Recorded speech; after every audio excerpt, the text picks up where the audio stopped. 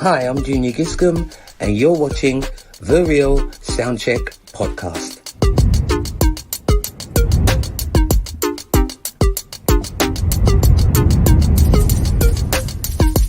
Hi, this is Carl McIntosh from the group Loose Ends, and you are watching the Real SoundCheck Podcast.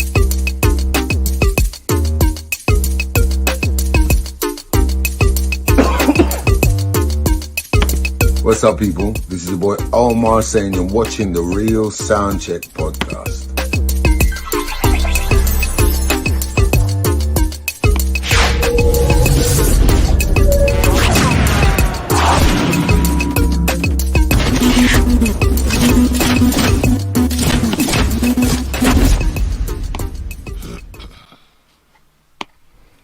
Yes. Yes. Hey, everybody. Hey. What is goanings? Welcome. This is the Real SoundCheck Podcast every Episode Monday 9 p.m. 57. And counting. 57. Wow. How we doing, gents? How we doing? You doing all right? Yeah. What was it? Fiction said earlier when I come in the place. I can't remember what it was. Backfoot, that's it. Yeah, man. Backfoot. That was the first word I heard when I came on here. Backfoot. Then I took backfoot. I can't even remember the context in which it was used, but I'm sure it was used in the correct context. When you use those words, context doesn't matter. When you use words like backfoot, context don't matter.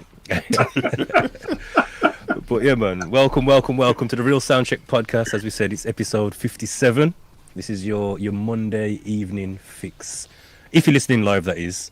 So we live on YouTube, we're live on Facebook, and we're live on Twitch, Alt TV, everything. But you might be listening to this on a replay as well. So we're also pre-recorded on Spotify. So welcome to the Spotify listeners. We appreciate you.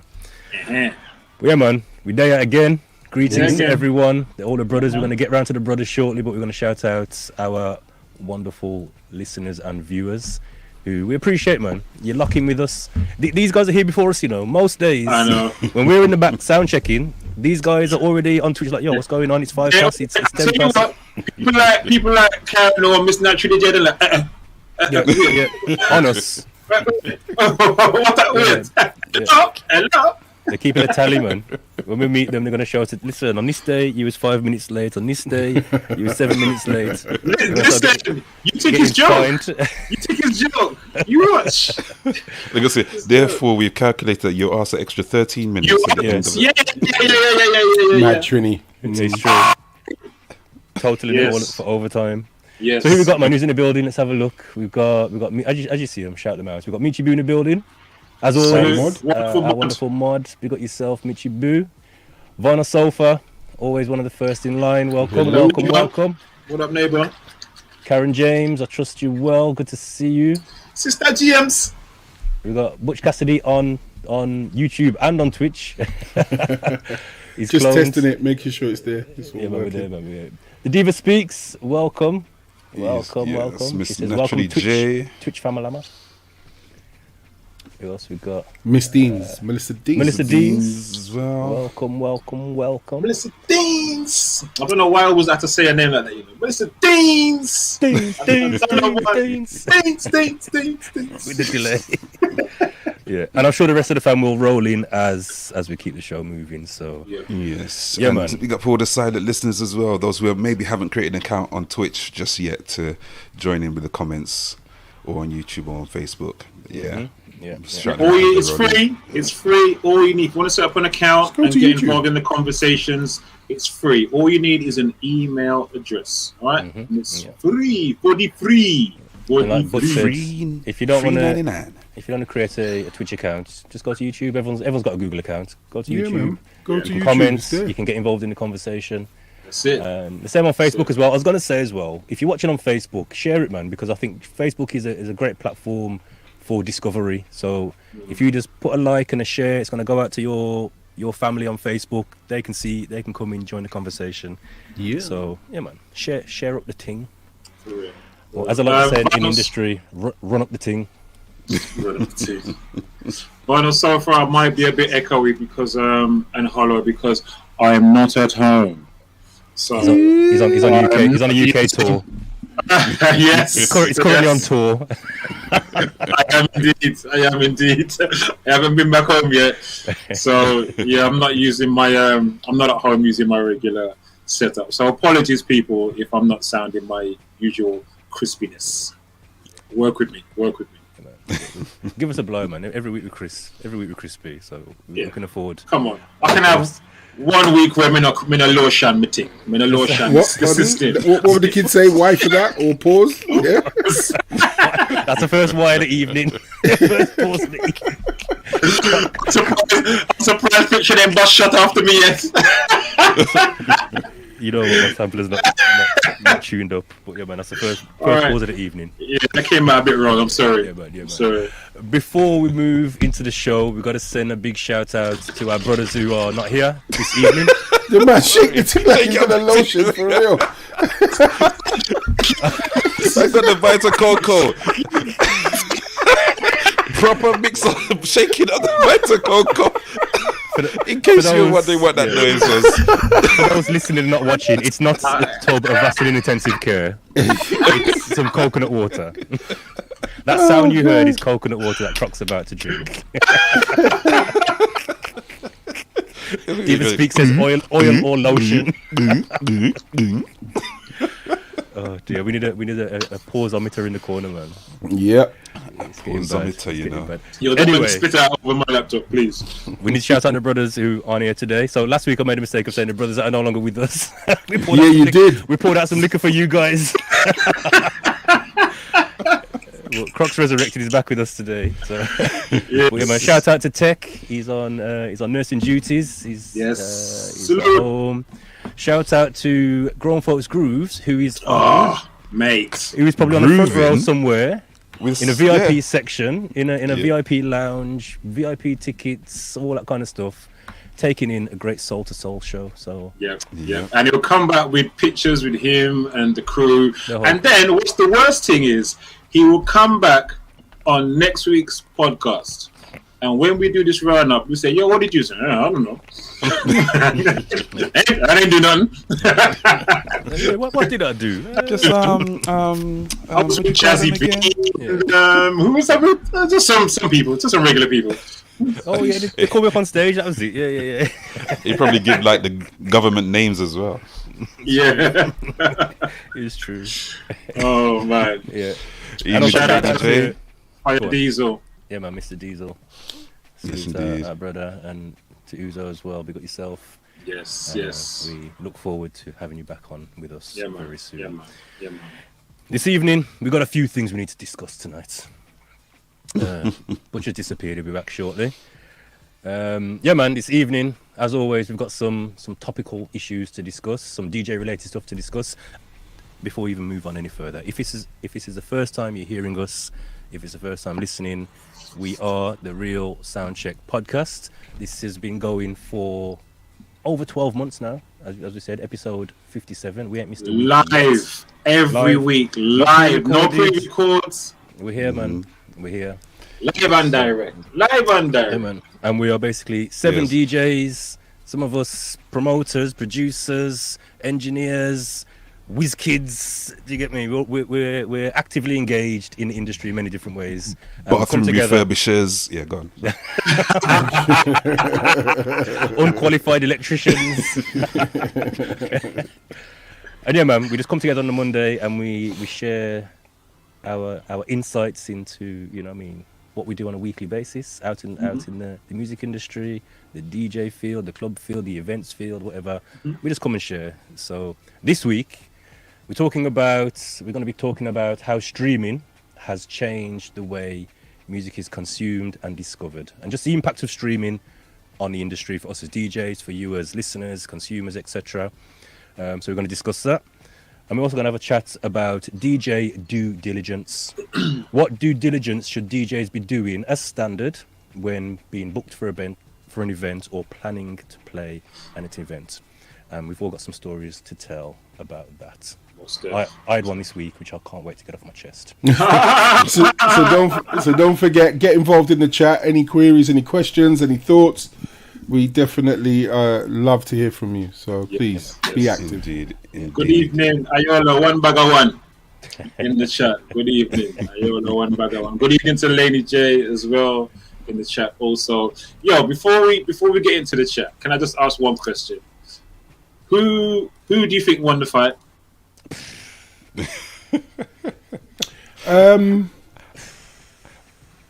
Well, I didn't even see it, but I know what I saw.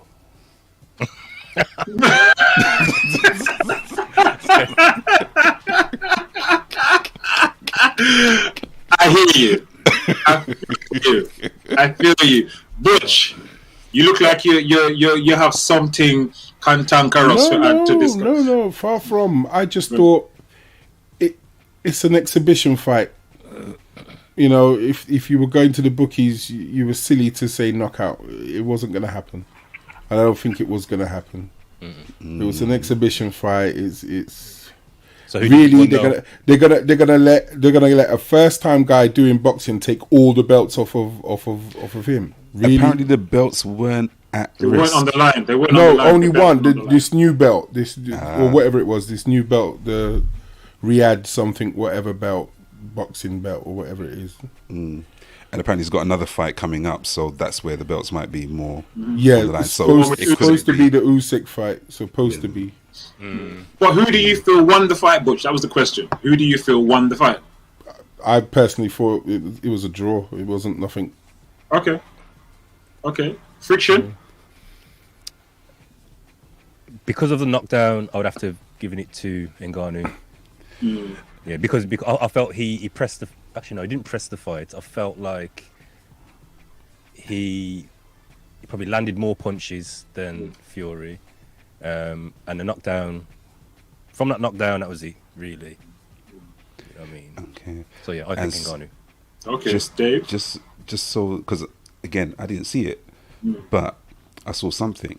And so, Butch, if you say it was a draw, do you think like if somebody's elbow kind of hit somebody's face during one of the punches, do you think that should have had a point knocked off and therefore swayed your decision? Maybe if the ref saw it, if the ref didn't see it, then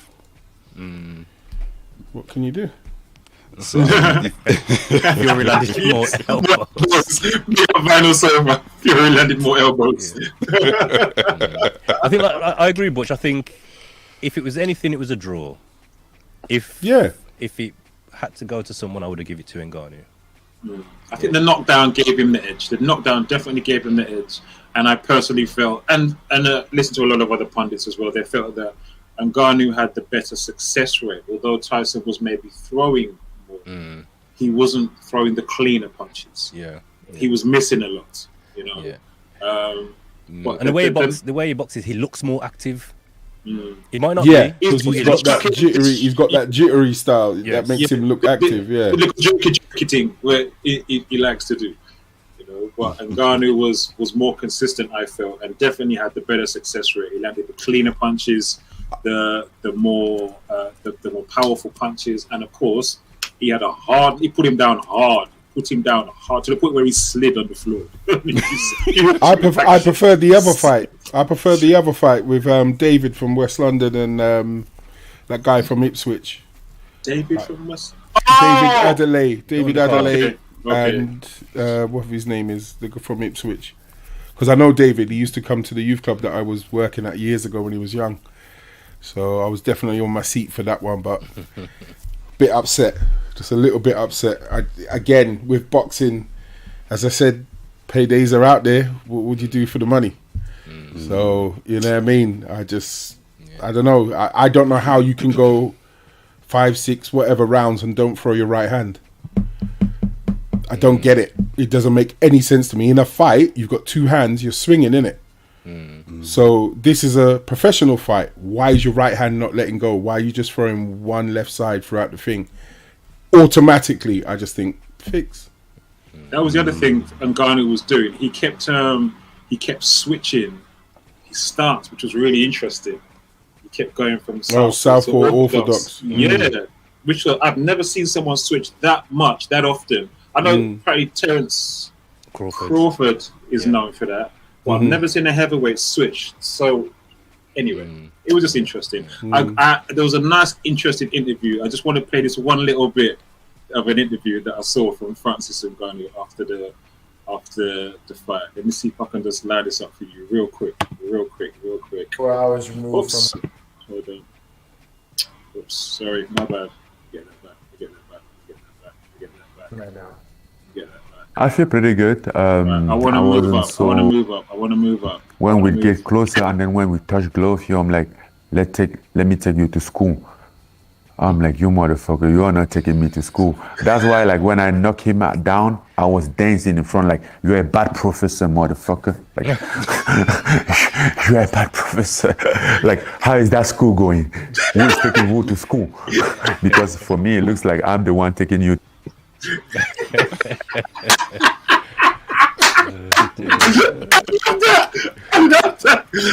How is that school going? You can tell he's been spending time with Mike Tyson because he never used to cuss bad word before. Yeah. You have to go home and answer to somebody for cussing bad word. I'm sure. Because I'm sure I saw Tyson also lifting up his hand backstage or something like that. Yeah, throughout everything he was championing. He knew, man. Yeah. All right, shall I bring on some sexy graphics and we get into the official business? Well, we need to do our weekly roundup. How are people's weeks? Oh yes, we ain't done that yet, man. So. Oh God, you mentioned that he sound like Michael Blackson. Michael Blackson. Melissa Deans. Oh dear. Yeah, man, gents, how's your week been? How's your weekend? What activities have you been up to? Anything exciting to share? Yes, let me start. Friday at Dog Star, the hip hop Halloween was epic. Shout out to Trini Gladiator, all the Just Vibes family, Leon, Mr. Thing. The lineup was ridiculous. So you had Leon DJ Sarah Love, who just set the whole thing off. Mr. Thing, obviously. Mr. Thing is my favorite DJ in this country. Shorty Blitz, myself, Mr. Diesel, Trini Gladiator on the mic. It was epic. Absolutely epic. Big up all the One Nation family who was in there. Big up Karen, Natasha, Louise. All the One Nation family came down there. It was wonderful. And then, Saturday, I think I'll leave that one to Friction because that was Friction and Friends. So I'll leave that one. Friction got barred. Friction got banned from the place. Friction got barred. Friction got banned. I'll let Friction talk about that. But yeah, Saturday was great as well. Like Friction said, I'm still away on tour, so we're there. So yeah, it was good. Weekend's been good. Sunday I got to just rest off, so it was good. Yeah, man. Nice. So Cassidy, what you saying? How was your weekend? What you been up to? What did I do? Saturday I played up north. That was good. Yeah. Sorry, can we just clarify? When you say up north, how north are we going? Anything outside the M25 is up north. Yeah. So how far north did you actually go? I went to Northampton, Kettering. Nice. That way. Yeah, man. Oh yeah, you did mention, yeah, man. Yeah. Getting better. It's like second week in the club, and I've worked out where they're at and what type of real crews there. Because obviously, management say one thing, do this, do that, but then you look at it and you're like, you haven't got the crowd for that. That's not your crowd. Behave yourself. So definitely, I anticipated the crowd properly, did what I had to do, and kept them in. Kept in. You know what I mean? It was good. Nice. All the way till the lights come on. Did the extra hour. Oh yes. The clock went back. Did the extra hour, and it was a long slog, but I helped them out. Did what I had to do, and we had fun. It was all right. It was good. It was good. And then Sunday, went to family dinner. Then tried to just go out to shake my leg, but my battery fizzled out on my car. So I was sitting outside the event for 3-4 hours. No jump leads. And I had to ring one cab to go to a petrol station. That petrol station didn't have it. Asked the guy to drop me back to the car, but the window of the car was down. Otherwise, So I would have you just can't locked the even car wind it or up. whatever. Right. So I took a chance, grabbed my DJ bag, just took that. That was the most expensive thing in the car. Jumped in a cab, went to a petrol station, and I'm naming and shaming. Went to a Shell petrol station, and you got no jump leads with a backside. With a backside, you're a petrol station. Jump leads, tow leads. Those are the main things that people need in an emergency, and that's where the first place we're going to go to, a petrol station. So then, luckily, rang around about another couple stations, and then I found it, and then I had to go and get that. And I wish I had the cabman's name, but the cabman stayed with me, jumped, got the car going. There was about 2 hours, hour and a half left of the party. I went home, just said I wasn't meant to go. Done. And just cut home, man. Done. So just chilled out, and that was it. Quiet Making weekend. me wonder. Oh, sorry, and I binge watched. What else did I do over the weekend? Oh, I binge watched Bodies on Netflix. Watch it. Just seeing that. Just watch the thing. No spoilers, but if you love something that's got time as a factor, in the sense of they go forward, they go back, they come forward, but they go back, but then they tell a story. Oh, I love it. Love it. So confuse me, man. Just stop the runner pan. no, man. Well, that's what's the kids say. That's stay one place and sit down. that's the kids say it's a you problem. That's you. You got to follow it. I think it's 1935, 1948, 2023, and 2053. You see, I'm not spoiling anything. Basically, in all those 4 times, one body appears, and 4 detectives find the one body, and then it just starts going back. How did it get there? You tell me, say, all this are running up and down for the whole series, and there's only one body them find. Yes. One bag are running up and down. In all times. In all the different times, one body comes. Say no more. And it goes off, man. Just watch it. It's good. Is it English or American or what? British thing. It was made very, very well. Good standard. That's why I was quietly surprised. It was really good. So, Crook, does that mean you didn't like Back to the Future? Back to the Future wasn't some. This sounds like one bag running up and down. That which is saying it. It's not. Back to the Future was like 1 or 2 journeys, but this year so it was unlike Back to the. Which was it? Was it 2 or 3? There was more than one track. But this year sounds like there's those films where 3 days earlier, 6 days later, 3 weeks earlier, 5 years after, 1 week earlier. Cover. Just still sit down and still place. No. There's always a backstory to where you are. So filmmakers and keep your backstory. Keep your good filmmakers. Good filmmakers know how to give you a story, but then show you the seed of where it started, so then you know why certain things happen. Yeah. The one time they done that, it threw me off. Did you watch Michael Jordan's? Was it The Last Dance? About Jordan's career, Michael Jordan. Yes. No, I didn't. Yes, so with that, they kept on moving the timeline. So it's like, okay, where are we now? Where are we now? Then it jumped to like 93. Then it jumped back to just back and forth, and it was just like, come on, man. Yeah, there's bad versions of it, but I can honestly say this is easy to follow. Because of the 4 detectives, it depends on how you watch TV. You can, you work out, like, you're on the edge of the seat, like, is he gonna crack it? Or is she gonna get it? Because it's 2 female detectives, 2 male detectives, and then if you allow yourself to consume, you really start getting into who's gonna crack this first, where's it going, and 2 episodes a night, and you finished it. It's only 8 episodes. It's all right. It's good. Lady J's asking Crook, not having no patience for the passer and back and forth. Yes, that's true. Watch me. For those listening, Croc pushed out his lips. He pointed with his lips. Lady J's also been watching Black Summer but thinks it's no good. Miss Naturally J tried watching and gave it up after episode 4. And Croc, you got another little message here in terms of you didn't watch This Is Us then. But Croc may have, I haven't seen it. No, This Is Us. No, I haven't. I don't think I've seen that one. Has anybody watched what was it now? Everything, Everywhere. Yes. All at once. Yes. Yeah. That's Madness. I love it, man. I think I need to watch that again. I need to watch think it I might again. have missed it, I definitely need to watch it again. It's a madness, that one. The first time I watched it, and it got to the sausage hands, I was like, what the Yeah, heck is that was going on? weird. That was so weird. What the heck? That was so weird. Sausage hands. Also, if you want something straightforward, Peppermint, I think it's called Peppermint on Netflix. Peppermint, yeah, It's got method in it. It's a lady's family got killed due to some cartel business, and she goes on a wicked one.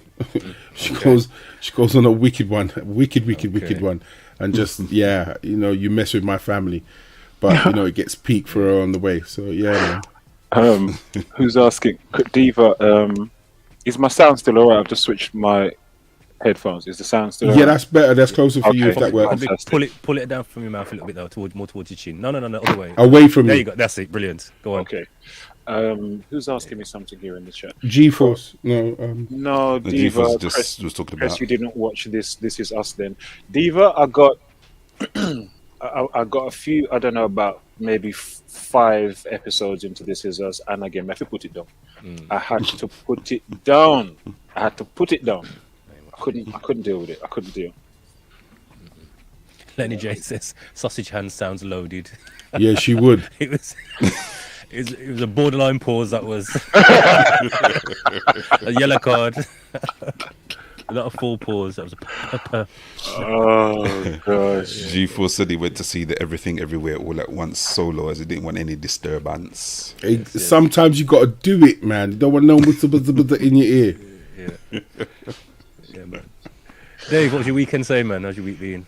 The week's been cool. The weekend was alright. Didn't do too much, nothing too crazy, chilled out. But then on Sunday, I did a little response because a friend of mine sent me a landing page that he's created. So I just did a little sort of report up on that, gave him some ideas on what to change and stuff.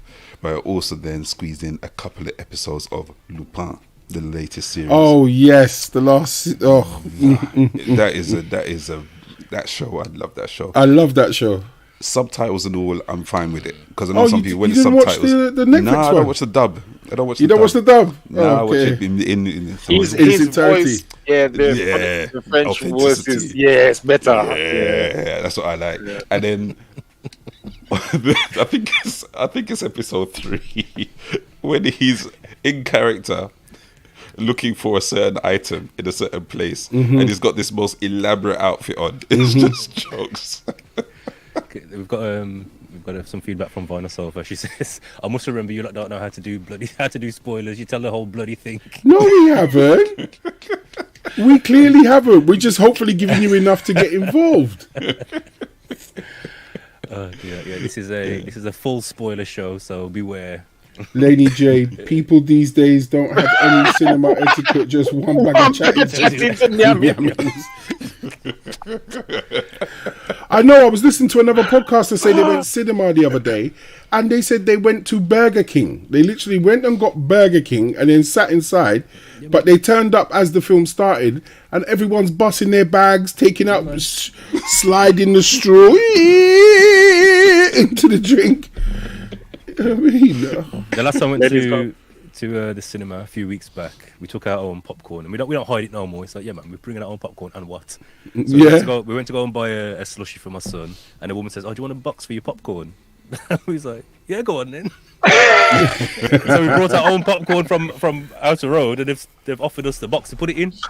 Yeah, so it's you can bring your own stuff. There's it is a thing where you don't need to sneak it anymore, people. You don't need to sneak it anymore. You never had to. It's an urban myth. It was never an issue. Just people thought. You know what I mean? You have to hide. It was a liberty. It was a disrespect. It was. Right. In terms of my weekends, I had a very, very active weekend to the point where I'm lagging today, man.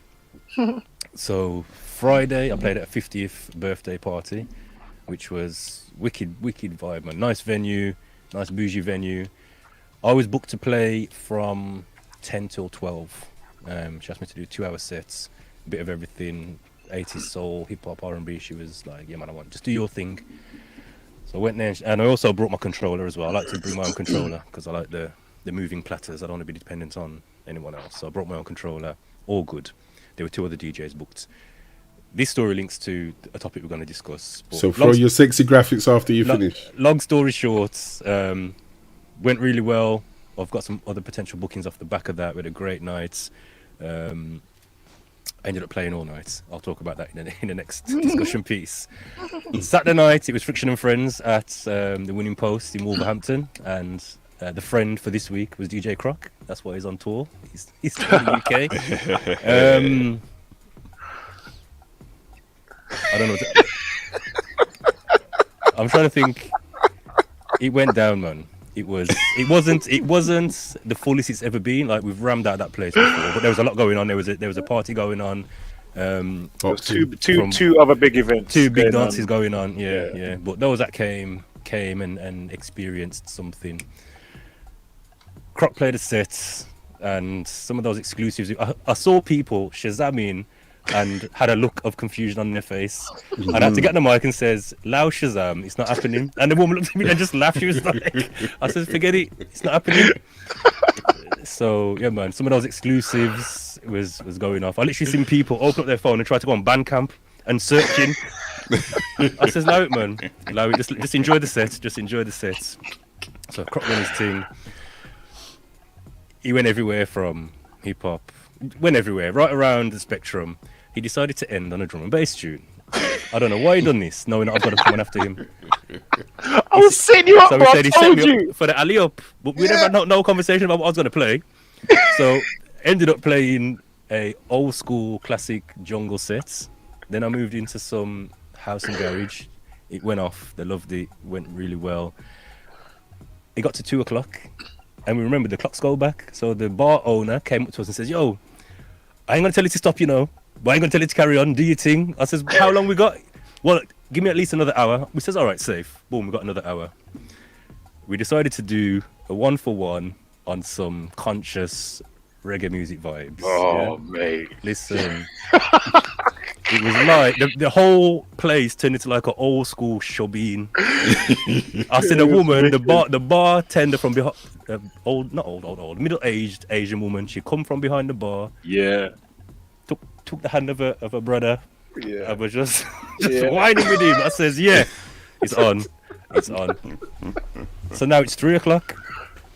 At 3 o'clock, the bar owner comes to us and says, "Yo, listen, I ain't gonna tell you to carry on, I'm not going to tell you to stop." I lost track of time. I was looking at my phone thinking, has my phone changed? Has the clock gone back? Is this the real time or is this the new time? You see, by the end of the night, listen, the lights were on. We played the last track about 10 times. Is that the last one? This is the last tune. Yeah. Played the last tune. Croc put his laptop away. We packed down. Played another one. People come, "Yo, play this. Play me a Berries. Yo, it's my cousin. My cousin's come down. Just play a one tune. Play." Croc took his laptop back out. We started again. Went for another probably 40 minutes. I did that twice. I packed my laptop away and ended up taking it back out. I powered it down, everything, switched it off, shut everything down and put it away, and then put it back out and powered it back up again twice. Yeah. The guy that owns the bar is very he keeps himself to himself. More time when I played, I don't see him, other than he gives me the thumb to say, "Yeah, man, we're done now." But more time he's in the far corner and he just watches what's going on. My mum was front and center on a dance floor, doing what he's doing. He even come and took up the mic and was like, giving it a big talk on the mic. Yeah. "Yo, tell your friends, tell your family about the post." I was like, "Yeah, man. Wicked nights." It was. So, and to end it off, the man said, the salute to Boots. The man says, said to Friction, he says, "Listen, every time you come here, it's problem when you come here." He says, "You know what? You're banned, you're barred from the place. There's no more Friction and Friends. It's just friends. From now on, it's just friends." So yeah, man. Yeah. So wicked weekend. Yeah. So my plan after that, so that was a Saturday night. Yeah. Well, Saturday morning. By the time I dropped Croc off, it was what, 5 o'clock? Yeah, 4, 5 o'clock. 5 o'clock in the morning. My plan was to stay at my mum's, because my mum's house is round the corner from the bar, and I had a meeting with a client who's booked us for a wedding and an engagement party the next morning. Well, say 12 o'clock the next day. So my plan was I'm going to stay at my parents and then go and check my man. I forgot the night before at the 50th birthday party where I parked. I never felt safe. You know the ones where you park your car and you don't feel safe. And I thought, if they thief my car, I got insurance, I can get my car back. But I don't want to lose my house keys and my wallet, so I took my house keys and my wallet out the car. And my daughter was with me, and she put the car keys in her handbag. I got to my parents, and I realised I was like, I ain't got She's still got the keys. She's got the house keys. I had to drive all the way back to Kiddie, 45 minutes. I got about 3 hours sleep, get back in my car and went to go meet the client. And I was with him for probably 30 minutes and I was just lagging, man. I had my sunglasses on and everything. I don't know what he thought, but I was just like, yeah. So, yeah, sorted. Checked out the venue, yeah, all that sorted, boom. Went back home and come back to bed, man. So that was my weekend. But yeah, man, it was an active one. It was good. Yeah. Really good. Dope. So yes. Right. Yes, shall we get into it? Yeah, man, let's go. G-Force, we'll come to your question in a minute. All right, we soon come.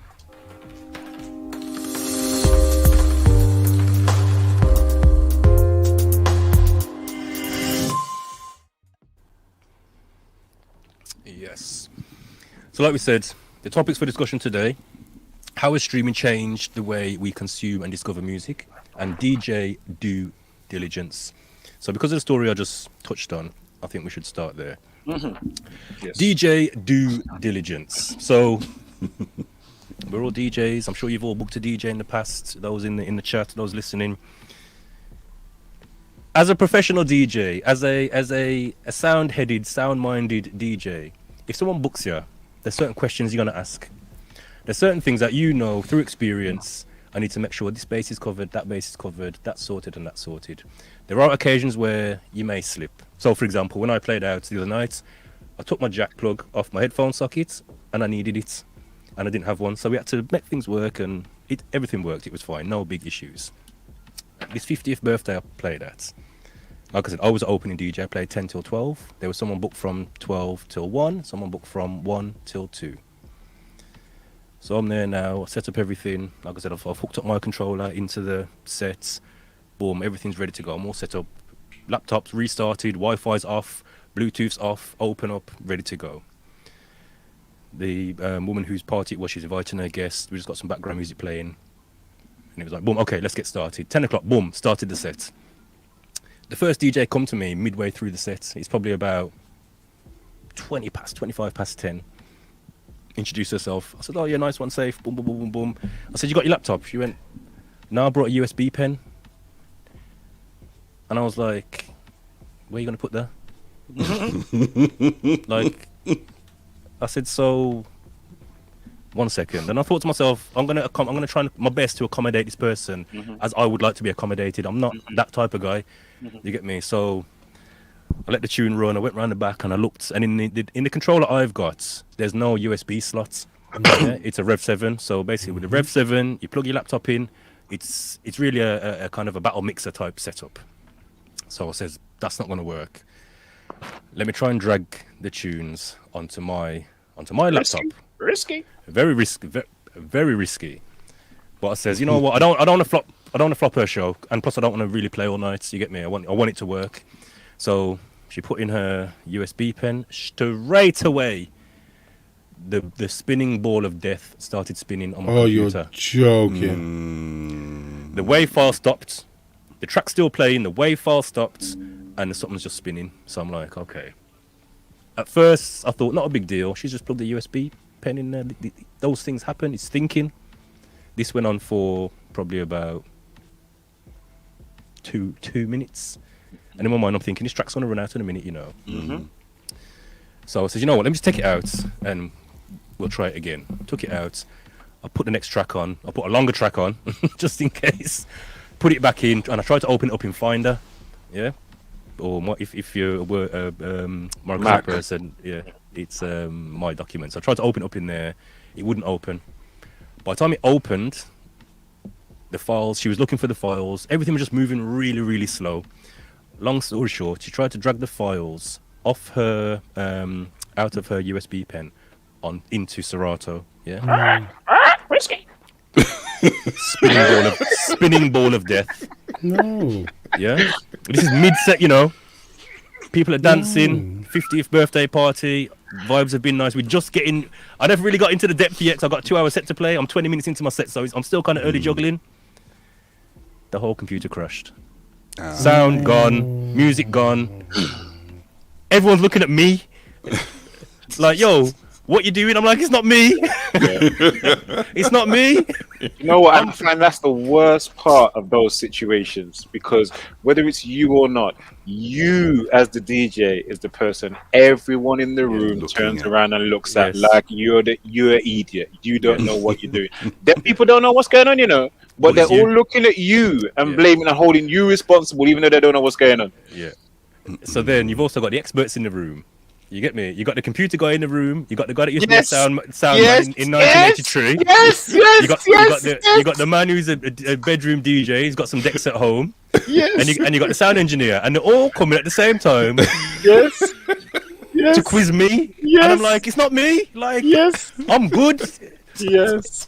I said, just let me reset my computer. I said, I can't work. I can't sort that out right now. We just have to troubleshoot that at some other time. But right now, I need to get this music back on and keep this party moving, because I can't work with that. So like and it's in the middle of your set as well. My sets. Yeah.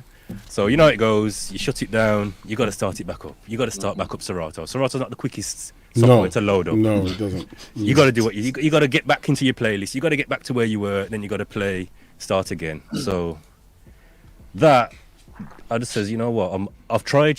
There's no way she could say I didn't try to accommodate her. I said I just was like, you know what? We're just gonna have to sort it out another way. I says, but right now, I can't deal with that. I've done my due diligence. I've brought what I needed to bring. You've come with a USB pen. So carried on playing my sets. It got to about, say, I had probably about 20 minutes left. So I got no mic and I says, could all the other DJs please report to the decks? I just needed to find out what's going to happen.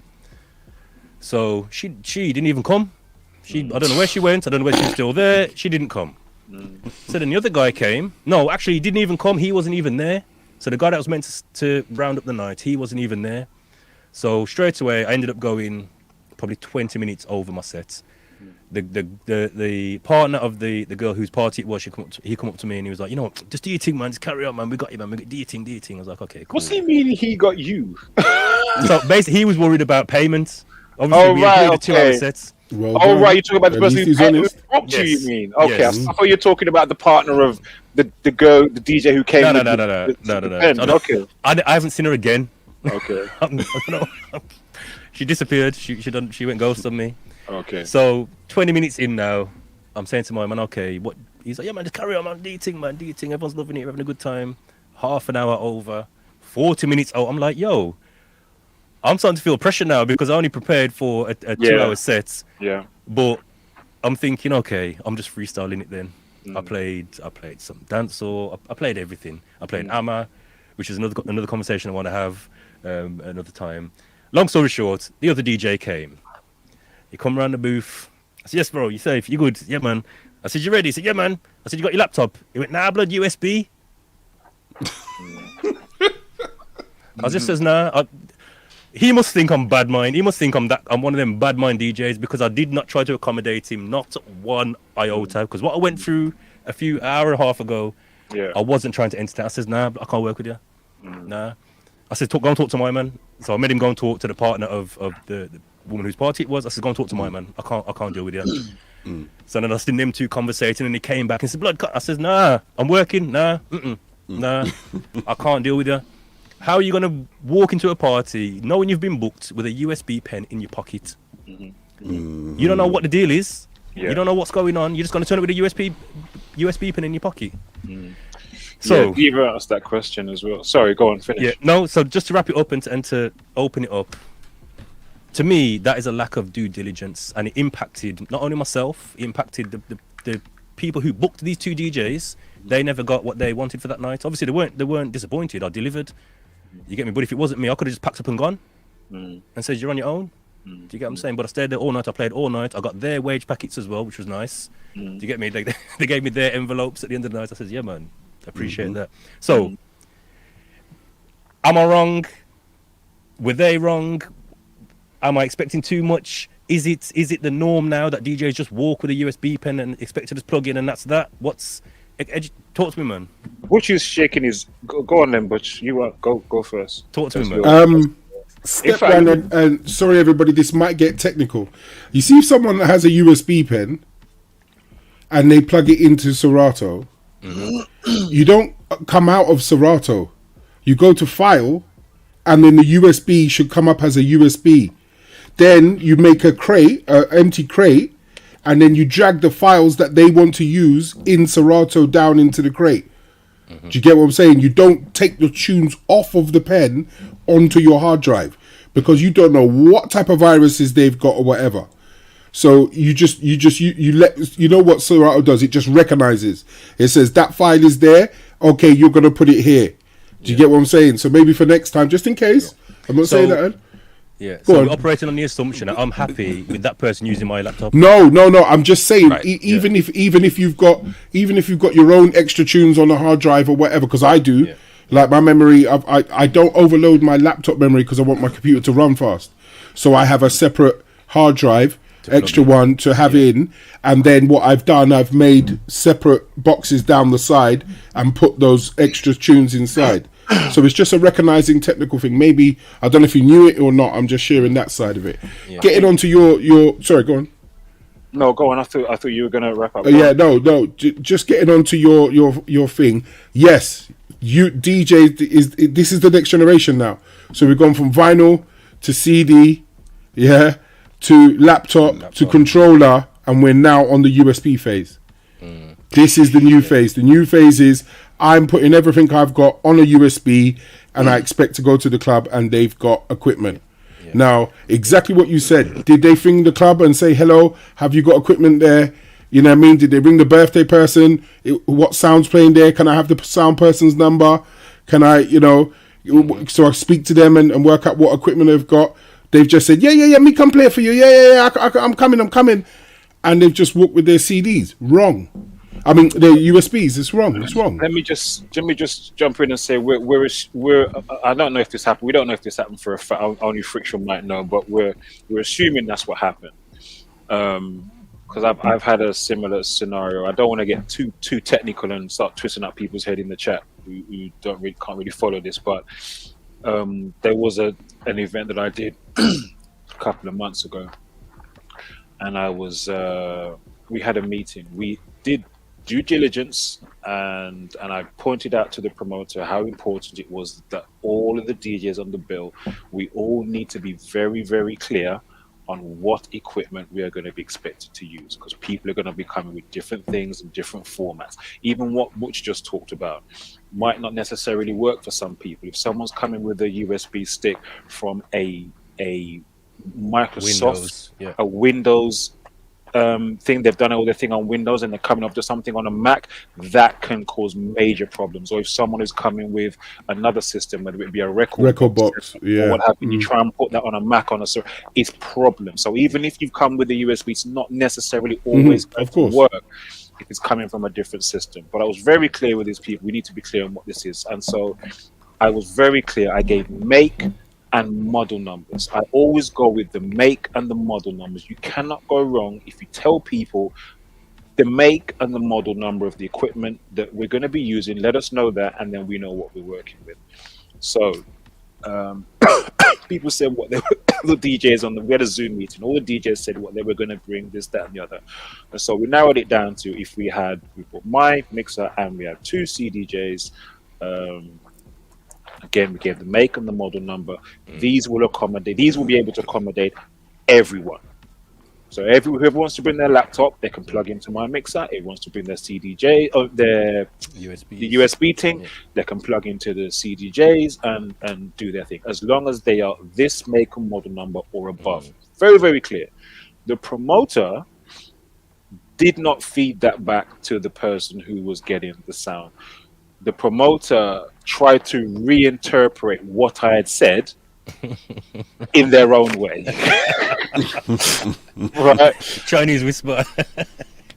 So it's like, yeah, they need something that can do this and can do that and can take USB. That was how the promoter went and interpreted what I'd said to the person providing the equipment, when I was very specific.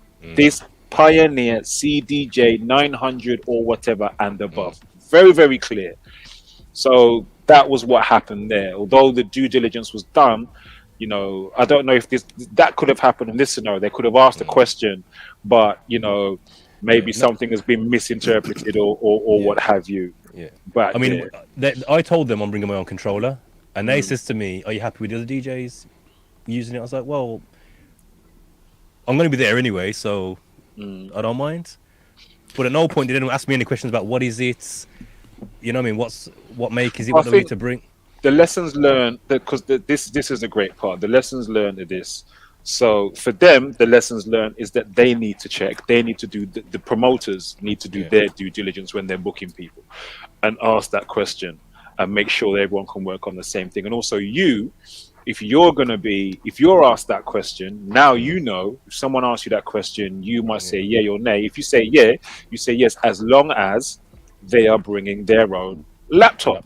Yeah. Don't. If anybody's coming with a USB, I can't work with them. They can't work with me and my equipment. So yes, I'm happy for other people to play with me, but as long as they know, you promoter, person booking me, let them know, no uncertain terms, only if they're working with a laptop. If it's not a laptop and they're working with this program, Serato, laptop and Serato, then we can work. If it's not that, sorry, you're gonna have to find another solution. It's we so saying, Dave? strange. No, I'm saying this is so strange. I don't understand how it's come full. I mean, I understand once upon a time you just used to bring vinyl and hope that they had turntables that would needles. Needles. You know, need to bring your own needles. Some people would bring their exactly. Then okay, man used to get vexed with me, so I'd turn the turntables the other way. I'd turn it to battle mode. Wait, I do, man. I said, no, man, I need to turn it, man. Battle mode. Carry on. And then we went to CDs, and most clubs would have 2 CDJs, and you'd be okay. And they'd have the vinyl as well if you wanted to do that. Cool. But then, when you go to laptop now, what do you do at home if you've just come in with a USB? Why are you leaving your laptop at home? What do you do when you're at home? What do you plug into? Whatever you plug into, you've got to anticipate that where you're going has that same thing. And if you haven't checked, you've got to bring your thing. So I don't know how people are going into a venue with a let's not skip unless over. You've checked. Let's not exactly. That's the bit, the check-in bit. You hit it right on the head, right there. Don't leave your house without knowing what equipment's there. Full stop. Don't expect anything. And if you're going to do that, if you can't know what's going to be there in advance, then you come prepared for everything, which is what I do. I come in my DJ case, I am prepared for any eventuality. You know, so even though I work off a laptop, I had a situation recently. Richie Ranks, I didn't send an email, but when we were in the Zoom meeting, the promoter was there, and she said she was writing down everything that I said. She was writing it down. She's, yep, I've got it all written down here. So no, we didn't send an email, but as I said it, I was told I've written it all down. So I was led to believe it had all been taken down properly. Diva asked a question. She doesn't understand how the next DJ walk with just a mystic and no equipment. To Butch's point, it's partly a generational thing, as the guys and Dave and Friction were alluding to as well. It's partly a generational thing. So a lot of the younger DJs, the standard for them is just to walk with this little USB, this USB thing. And I guess it's convenient. In a lot of ways, it is convenient to just walk with this little thing rather than having to walk with a whole big case or rucksack or whatever it is. You know, you can just have this thing on your key ring even and whatnot. But the due diligence thing, I always do that. But recently, I did my due diligence before I got this new gig, the Peckham place I've been playing at for a little while now. And I was very clear on what was going to be there, what they were using at that venue. Make and model number. So I went online, looked it up, made sure I had whatever drivers and whatever I needed. So when I went there, plugged in, everything was nice. However, a couple of weeks ago, I turned up there and they had a completely different setup, completely different equipment. And I was like, okay, I'm not sure this is going to work now, because I needed an extra lead to work with the setup that I now was presented with in the club, which I didn't have. And that wasn't communicated that, we've changed? That wasn't, not at all. So I've turned up and I'm like, hold on, where's the controller that I've been using for the last few months? Where's that gone? And nobody even knew where the controller was. So it's not even like they could go and get it and bring it out. There was a new manager on duty and he didn't even know where the controller was. So I was forced to use this new stuff that was in front of me. And I was a lead missing. So I had to do the whole night with one CDJ, one CD deck, and my mixer. And I made it work because without being too technical, you can make it play. Yeah, double up. I made it work. And the ironic thing is it actually ended up being my best night there of all the months I've been there. It was the best night. But it could have been disastrous. And so today, the agency messaged me again to ask me if I can play there in a couple of weeks' time. And I said yes, but this is what happened recently. You know, I'm just letting you know this so that you, as the agency, stay on top of whatever equipment you're sending us to go and use. Because if you tell us this is what's there, this is what we're going to be using, you need to check that the venue haven't changed that. So we don't turn up there expecting what you've told us is going to be there. And when we get there, we're presented with a completely different setup. Even though we've done our due diligence. Do you know what I mean? That's what happened to me at my anniversary. So remember I booked that sound. I booked a big sound for my anniversary. And I was on the guy because I was nervous because this is the first set I've played for 20 years. I sat down for 20 years and this was like my comeback set. And I'm on this guy saying, yo, so what equipment have you got? What do I need to bring? The setup, how does it work? And I'm sure he was getting a bit frustrated with me, but I just need to make sure I know what I'm walking into. He was like, yeah, man, you're good. We got these Pioneer, Nexus, 9000. I got this, I got that. I said, so if I bring it on a USB pen, am I good? He said, yeah, man, you just plug the USB pen in and it will put the music on both turntables. So you just need one and they're synced. So you plug it in and both of those, all that music goes to both turntables. You can load and whatever. I said, yeah, man, brilliant. I knew Croc was coming. We booked Croc to come down. So I also got some turntables as well. So Croc could just plug his mixer in, boom, hook up the turntables, good to go. When we're there now in a day, the guys come. It's a different guy that I've booked. I don't know who I've never met this brother before in my life. I don't know who he is. He walked in. He's the sound man. So I said, where's my man? Oh, he's on holiday. I said, what do you mean he's on holiday? My man's gone. He's in flipping France or Turkey or Spain or somewhere, and he sent his brother to sort out the sound, to take his booking. So he's setting up the sound now. My man took out CDJs, and I'm not talking digital. I'm talking push the CD in the front loader CDJs. I said, bro. I said, what? What's this? It's no, man. The DJs will bring their own laptop and controller. This is just here, just for now. I says, no, that's not the agreement we had. What's this? My man's pointing me off like that's not his problem. My job is to provide the sound. I'm not the DJ. The DJs bring their own equipment. I says, no, but that's not the discussion we had, though. The discussion we had is these. I took out my phone and showed him the text my man sent me with the list of equipment. I said, these aren't these CDJs. Those are CD players. Who walks with a bag of CDs nowadays? Nobody. I was so mad. I was Friction. You and me both. When I turned up at that the event that I did, where I made it very clear this is what we need, and the promoter had gone and didn't give make and model number, reinterpreted what they thought they understood just to be needed, and then we turned up there, and my gosh. When I said the thing that the man brought out, so she told somebody to bring this thing.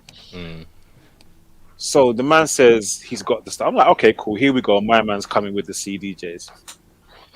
My man, from time I saw the man go to a suitcase, I knew it was problem. Because who's bringing, brother. From time I saw the man go into a suitcase, I knew this was a problem because no one is carrying them expensive CDJs in a suitcase. So I saw man open up the suitcase, and man started, or wherever he was unwrapping. He had it wrapped up in towel, in a blanket, and jumper. And I was like, no, what is this? And then the man brought out this controller, Friction. I don't even know. I don't even know the words to describe this controller. Let's put it this way: if my son said, "Dad, I really want to get. I love what you're doing, DJ. I really want to get into DJing. Can you buy me just my first controller?" I would not buy him that. I would not buy my son, even as his first controller. I would not buy him that. You got the controller of Wish. This was the worst. It was the worst fiction. It was the worst, shittiest piece of equipment I've ever been, and I've been doing this for decades now. And it was the shittiest controller I've ever been presented with to use. And just like you, I was fuming because I had done my due diligence and I made sure it was very, very clear. This is what we need for everybody to be nice. Yeah. So what's the sound check advice? Is there one piece of advice each that we can just leave here and maybe clip up and give DJs, younger DJs, mature DJs that are just starting, you know, just piece of advice to say, look, these are the things that you should do before you go to any form of club, rave, booking, or anything else. I don't know if there's more than one, then just say it, but let's see if we could do one each, and then let's create the Real SoundCheck DJ due diligence checklist. Yeah, that's it.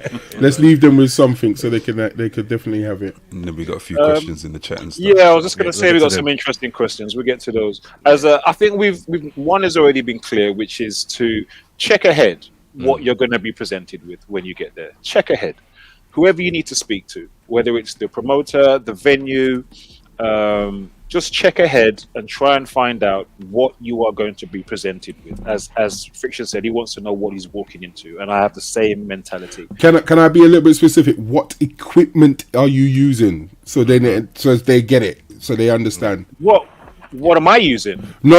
I mean, when you say when you say look ahead or check ahead, you know what I mean? I'm trying to be specific, so then a new DJ understands what you mean by check ahead. Yeah. Oh, what right. do you mean by check ahead? Yeah. Yeah, check what equipment you're going to be presented with when you get there. What equipment am I going to be working with? Yeah. And as you said, ask the question. Make and model numbers. Yeah. Make and model number. Yeah. So if you're unclear, you just Google it, and then you can see what you're going to be working with, and you can do your own research. Is this something that I can use my USB thing or my laptop, or do I need to download some software for this, or what have you? But make and model numbers. You cannot go wrong if you are clear with ask for make and model numbers of the equipment I'm going to be using. And I always advise people, even if they're booking people to go in venues, check with the venue or whoever and ask for an itinerary of the make and model number of equipment that the venue has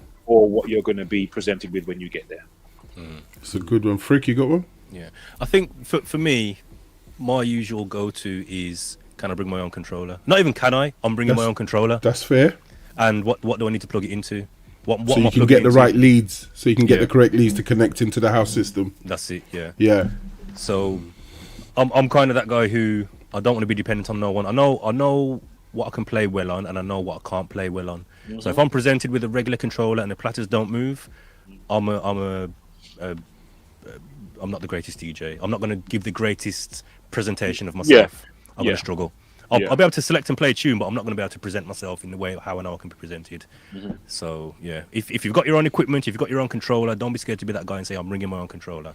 Be bold, because it's you're performing. Do you get what I'm saying? It's like if you was a guitarist and you've got your own guitar and you've tuned it and you get me, you're used to it. You're not going to just go and pick up the house bass and start playing that. No, man, this is my thing. I'm going to string up my thing. This is me. Yeah. So don't be scared to be that guy. Ask the questions. And if you're using, just to add to that, sorry, before we move on today, just to add to that, if you're someone that works with a controller, there's no real reason why you can't work with that. I mean, even though Rev 7 is quite big, but I'm still with a mixer and 2 turntables. And I am prepared to walk with those wherever I need to go. And they are not easy to transport around. They're not easy to carry or to transport around. But I am prepared to do that. And I do that anywhere I need to, because that is what I give my best performance on. And when I step out, I step out to give my best performance. So if you're using a controller, you must can walk with a controller. If I can walk in, you know what I mean, my mixer, yeah, do you know what I mean? Then controller DJs must can walk with a controller. Dave, what are you saying? Yeah, it's kind of like you guys. I'm just thinking to myself, you have to be prepared for every eventuality. You have to be prepared for every eventuality. So if you just walk in somewhere with it, imagine Frick wasn't there that day and two people have turned up just with USB stick. Just with USBs. Right. So for me, I'm walking with the controller, I'm walking with the laptop, walking with variety of leads. And just as another little question, Frick, did they actually come with their own headphones? Listen, I was about to say, I didn't see neither of these DJs with headphones around their head or around their neck. So they assume they're coming to borrow yours. It's all inclusive. It's an all inclusive package. You get me? So that's I want your headphones. worse. I want your jack lead. I'm just bringing my USB. This is me. This is all I'm bringing. Plug. Let's go. You can't assume. You can't assume. And again, going to the venue ahead of time, scoping and finding out what are you plugging into. Because I would be bringing my equipment and I'm thinking, okay, am I plugging into, do I need to get phono leads or do you need the XLR or XLRs. Exactly. Or adapters to convert from one to another. This is it. All of that stuff there. So I'm just thinking, be prepared for every eventuality. That's why people laugh at me when I'm walking with a suitcase. But I've got my stuff ready to go, so I can bring out just the laptop if necessary, or I can bring out the controller if necessary. Sometimes you're actually helping out with the whole thing. That's why I like to have 4 channels. So I'm playing with the 2 channels, but somebody might need to come into channel 3 and channel 4 just for the event itself. So just try and be prepared for any eventuality. Yeah, man. I'm gonna. Sorry, go on. I do exactly the same. Like I said earlier on, my DJ case is full of extra leads, extra jacks, extra adapters. I've got loads of stuff. It's only that one occasion where I was 1 lead short because I generally don't use CDJs. But still, I had enough. I still had 1 extra lead, but for the setup that they had, I needed 2 extra. I had 1 extra lead, and I needed a third one to make that setup work. So 1 extra lead, I'm good, but 2, I didn't have 2. But I walk with loads of extra stuff all the time, or extra everything. And G-Force just put something in the chat saying professional, and it is that too for younger DJs or for newer DJs. It's just professional, man. To just come prepared. Headphones is basic. Don't you dare go to a venue and call yourself a DJ and you do not even bring your own headphones. You come on. Be serious. We've got a lot of good questions. Oh, let Butch. No, it's all right. Leave it. No, man, go on, man. No, man, go on. He's getting on tech on us. Man, sensitive. Go on, Butch. Come on, sir. Oh, dear me. Express yourself. So Butch. we've got check ahead. We've got have the conversation. We've got ask the questions. What equipment are you using? Ask for make and model. Don't be scared to be that guy. Bring your own equipment if you can. Be prepared for everything. Yes. And bring extra leads and cables where possible. I'm gonna come from the music angle. If you're hired for a job, know who's hiring you wants to hear. I definitely think it's part of due diligence because you might have your favorite genres of music that you are strong at and have abundance of, but you're hired to do a job. And if that isn't clear, and that's the point that I'm making, what you're being booked for. So they might say, oh, yeah, come do my birthday party. Yeah, I do that. Yeah, man, I like the way you play reggae. And all you're thinking is reggae all night. But you don't know that they've got auntie whatever there who likes her soul. They got cousin whatever there that likes a bit of UK funky or whatever. Be clear. Don't be afraid to ask. Is there any music that you do not want to hear? Say those words. Say those words. Is there any music you don't want to hear in your venue? Because, excuse me, some venues are like that. No drum and bass. They say, right, no drum and bass, no jungle. I don't want to hear none of that. That causes too much arguments or fights or whatever their reason is. It's their reason, innit? Be respectful of it. Don't just do it because you think you know better. Be very clear. And especially if it's a private party, they don't want to hear that type of music. Don't play it. Be respectful for who you're booking at. I'm working for. So due diligence in playing music. Respect Please. yourself in that as well, because there is another option in all of that, which is not necessarily to go there and play what they want. You also have the choice to say, actually, based on what you've told me, I don't really think I'm the best person Facts. for Precisely. that job. Precisely. You know, Facts. I think you might be better off getting someone else, or maybe I can recommend. I know someone else who might be a better Facts. fit for that event. You know. Okay, so I've got the, I'm gonna round yours up, Butch, as understand the assignment. Be specific. The music assignment. The music assignment you've been booked for, yeah. Yeah. Okay, and then be willing to turn gigs down. Yeah. Yeah. Add that to it. Or pass them on. Or pass them on. Yeah. And Yeah, pass them on. for real. Yeah. Make referrals. There we go. Nice. Yeah, so we've got some questions in. We've got some good questions Let's in the chat, go. man. Let's get to these. All right. So let's I'll start a few in here. G-Force. Somebody wants to pull them up. Dave, do you want to pull up G-Force's first? Which one? He's got about 7 there. No, it's Yeah. the first one that There starred was- G-Force. How? Because Richie Ranks had one. Is it so? How common is it for people to play on CDJs with the USB? Very. For a certain Yeah, Very. I think for a certain clientele, demographic, yes. So in our so I can speak for me and Croc, I'm sure. In our circle, it's not common. no, For you it's to not just turn up with a USB is uncommon. Man are still walking with record boxes, their own needles, their own slip mats, their own mixers. They're turning turntables in battle mode. People are still doing that in this day and age today. They might, you know, what I mean, many have moved on to laptops, but in terms of the hardware they're using, it's still very much vinyl based.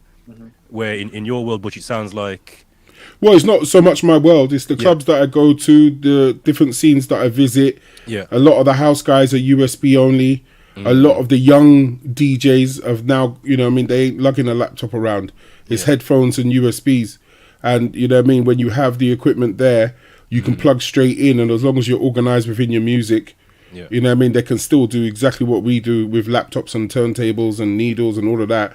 And they just stick to USBs in. So I think especially if you've got a big commercial club, you know, I think they're going to be very up to date with their equipment. And USBs is now the thing. So and I think just to be clear as well, you know, for me, I'm not coming from a position of sort of vinyl snobbery or anything like that. I'm not into that. It's whatever works for you. If you can walk with your USB and you know you've done your due diligence and your audience, your crowd is getting what they need from you, do you think?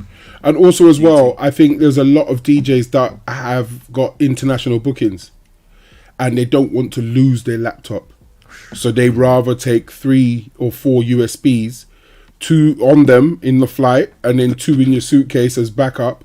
So if anything happens, they can just go in, plug in and just go. Because you can take your laptop on the plane. You don't need to put No, your you laptop- can, but if- you know, if you were to lose it or whatever, I get you. people lose it, the laptop crashing or whatever, little things like that. You know, I've played abroad in Greece and my laptop's overheating because it's hot outside and it ain't working right. You with 2 USBs plugged in, I can keep going. They ain't gonna overheat.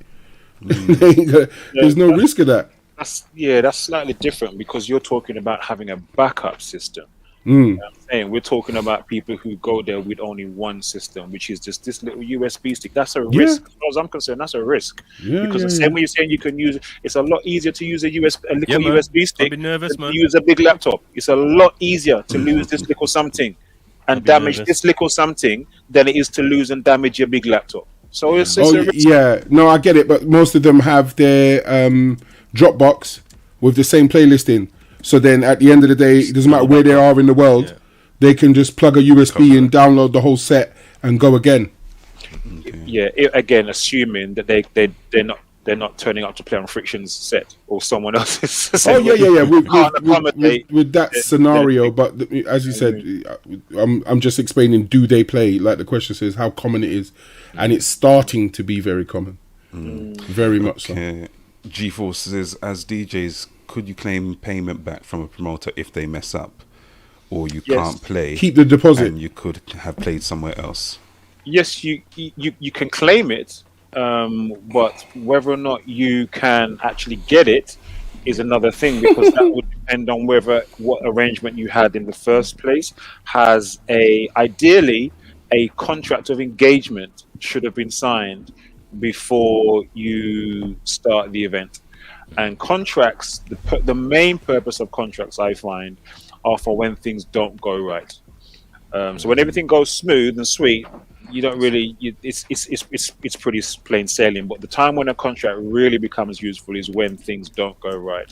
So you can claim it, but it depends on what arrangement you've got with the venue. I know people have done that, and other people have tried it and not got through. You know. Richie Ranks is asking, as a vinyl DJ, what equipment do I need to start DJing in the digital world? They do have a laptop, but without software, and they don't have a controller. Then the next comment says, I have a laptop, but without the software. Yeah, but doesn't have a controller. Okay. I think I would. I mean, guys are probably going to have different answers for this, but I think, like Friction said, it's whatever works best for you, Richie. Do you know what I mean? I think you can do your own kind of homework on the different software. I can tell you what I use. What would you advise? I think he's asking, like, what would you advise, isn't it? Isn't the question? Yeah, but I that's what I'm saying. To start DJing. Yeah. Again, that's a kind of a subjective question, because what works for one person is not going to work for somebody else. Maybe they're just looking for an option. So for me, I bypassed the whole CD thing and went straight to Serato, because I saw a friend of mine, Bruce Wayne, showed it to me. He introduced me to Serato. Yeah, just move your mic a little bit, Croc. We're getting some static off your beard. No, it's just beard. Sorry, it's just beard. I went to Serato DJ, and it's now Serato DJ Pro. I was wowed when Bruce Wayne showed me how that worked, and then I went online, did my homework, and I saw it was becoming an industry standard. And the game changer for me was when I saw Jazzy Jeff using it, and I said, if it's good enough for Jeff, it's good enough for me. And I've never gone back, and it's been the best thing for me since. And I think you will find that when it comes to laptops, most DJs who use laptops use Serato DJ. You have other options as well. You have some people use Tractor, which tends to be favored more by DJs who are also producers. And you also have, which is a less popular, well, it's becoming more popular. It's because they've improved the software. What's the other one? Rekordbox. No, it wasn't Rekordbox, although that's an option as well. Virtual DJ? Rekordbox is Virtual DJ. So Virtual DJ is more of an entry-level software, but that's no disrespect to Virtual DJ, because they have really, because Serato has been so great, Virtual DJ have had to really up their game. And in fairness to them, they really have upped their game. So they are not as far behind Serato DJ as they were. They've really kind of brought themselves more up on par. So Virtual DJ is an option as well. And also a lot of people who don't like to have the decks and just do everything off the laptop, they use Virtual DJ. And then Rekordbox is more for, you get more of the USB DJs use the Rekordbox with a controller as well system, or with the CDJs. Sorry, bring back the question. Was it asking about vinyl somewhere? So I said, as a vinyl DJ, what equipment do I need to get started in a digital world? What's the name of the blue things that you use? Oh, Phase. I think you need to do some research in Phase if you like vinyl, because I think Phase will bring that electronic, so you can play your MP3s through your through your laptop and so forth. But these Phase things act like the needle. Yeah, there we go. They act like the needle. These are like virtual needles, and you could put them on top of any record, and it will. You literally could do that, and hold it in the air, and it will make the song move. It will literally make the song move. So look into something like that. If you're close to vinyl and really love your vinyl, look into the Phase system and the setup. But be clear that the phase is something you it's not a standalone. Oh thing. no, it works. You use that in conjunction with Serato or something else. Yeah, so it's not a standalone system. The other consideration, if you're saying, so she's saying, as a vinyl DJ, what equipment do I need to start DJing in the digital world? I think you need to make a decision very early.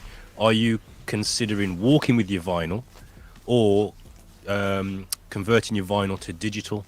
Do you get what I'm saying? Because I mean, people like Mr. Thing and other guys like that, they still walk with their vinyl. They use. He does both. He does both. Yeah. If he does a lot of vinyl sets because he's a vinyl junkie, like straight vinyl junkie. But most of the time he will walk with his laptop. But if he's definitely a vinyl junkie. So and I think that's the biggest. That's going to be the biggest bridge to cross. Is if you've got some rare stuff on vinyl that you want to play, you got to sit down and transfer all that stuff into digital. And it's either you literally sit there and play it and record it, or you find it and download it. Yeah. When I first went from vinyl to digital, Richie, it was that initial part when you start is painful. You are going to have to go through the time of sitting down and recording things in real time.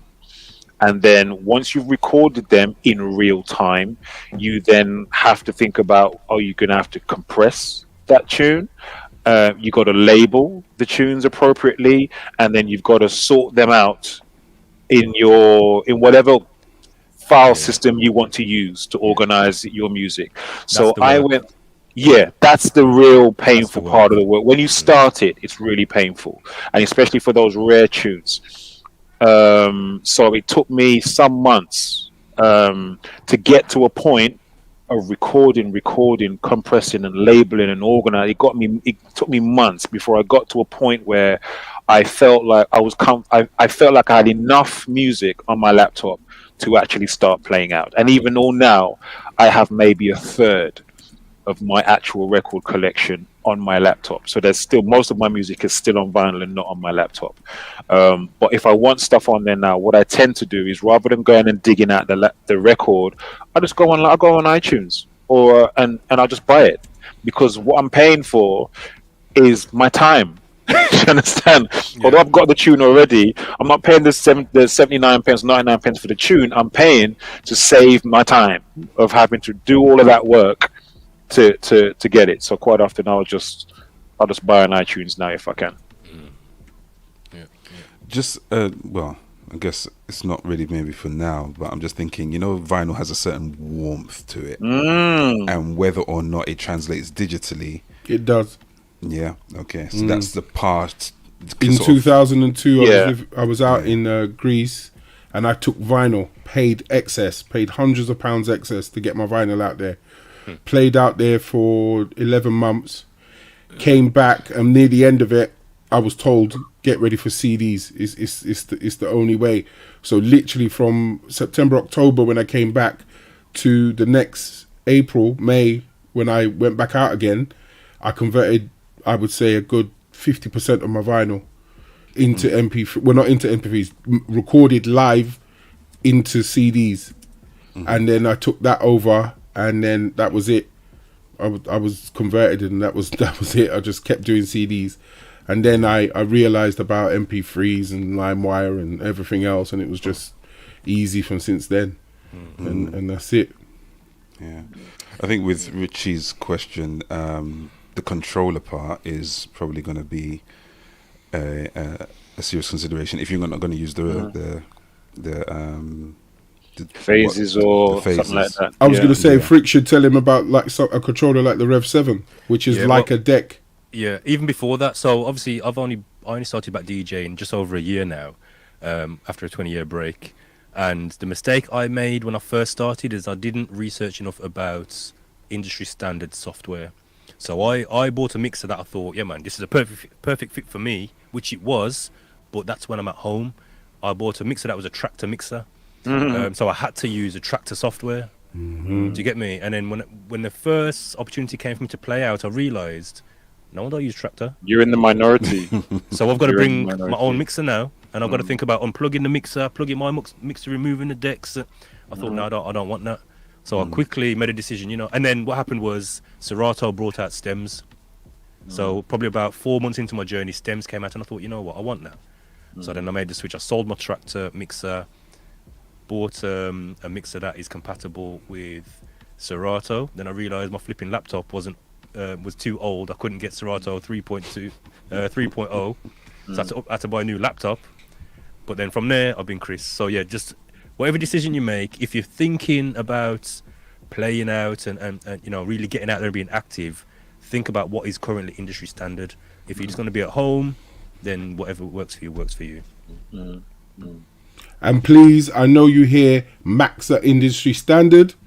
I've been on Windows for the last 7 years, and I can play anywhere, plug into anything, and download the drivers anywhere because it's a little bit more open source. Like Friction said, if your laptop is 3 years old, it won't work with the new equipment. Whereas I can just go online, download the driver, like I did at the meetup bank holiday thing. Nah, that's not true, but that's not true, Butch. Yeah. That's not true, Butch. That's not true, Butch. This is not true, Butch, at all. It is. My laptop, it is not. My laptop is, I'm using a 2013? 12, I think. 2012, was it 2000? I've had three or four Macs, and nothing is later than a 2000 and maybe 50 might be the latest I've had. Everything works, Chris. But the one thing, right, and the one thing you said, you work with vinyl and your mixer.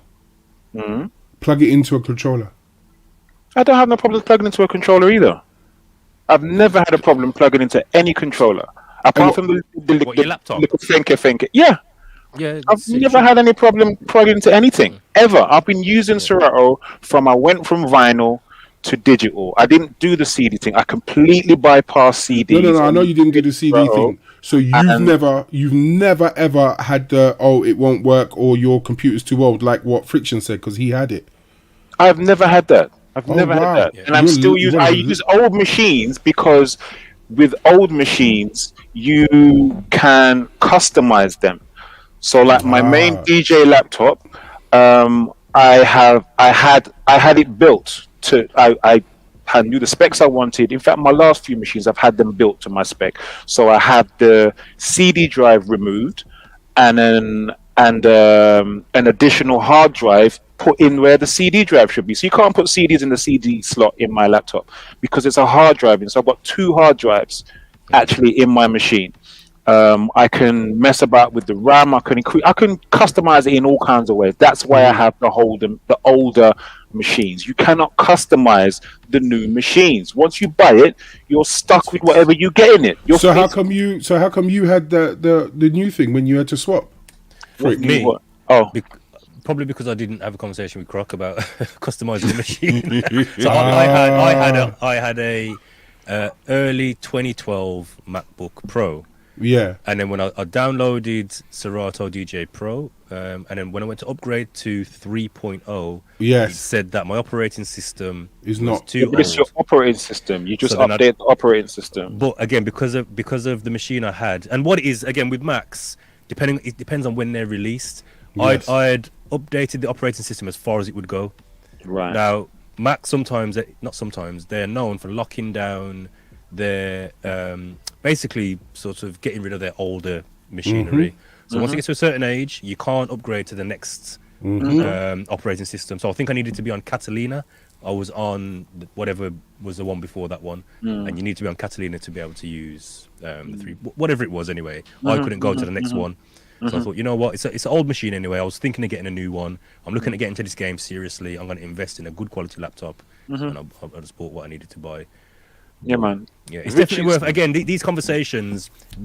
Once people know this, they've got that. You get me? That foresight now. They know it, where I didn't know that. So, we had a comment from Vinyl Sofa saying, also advise venue to make a model of equipment list they can send you if you have a booking inquiry. So advise venue to have a make a model of the equipment list. So in other words, the venue should have that as standard. Right. Tell the venue what they need to be doing. Really. Yeah. Yeah. Help them up their game.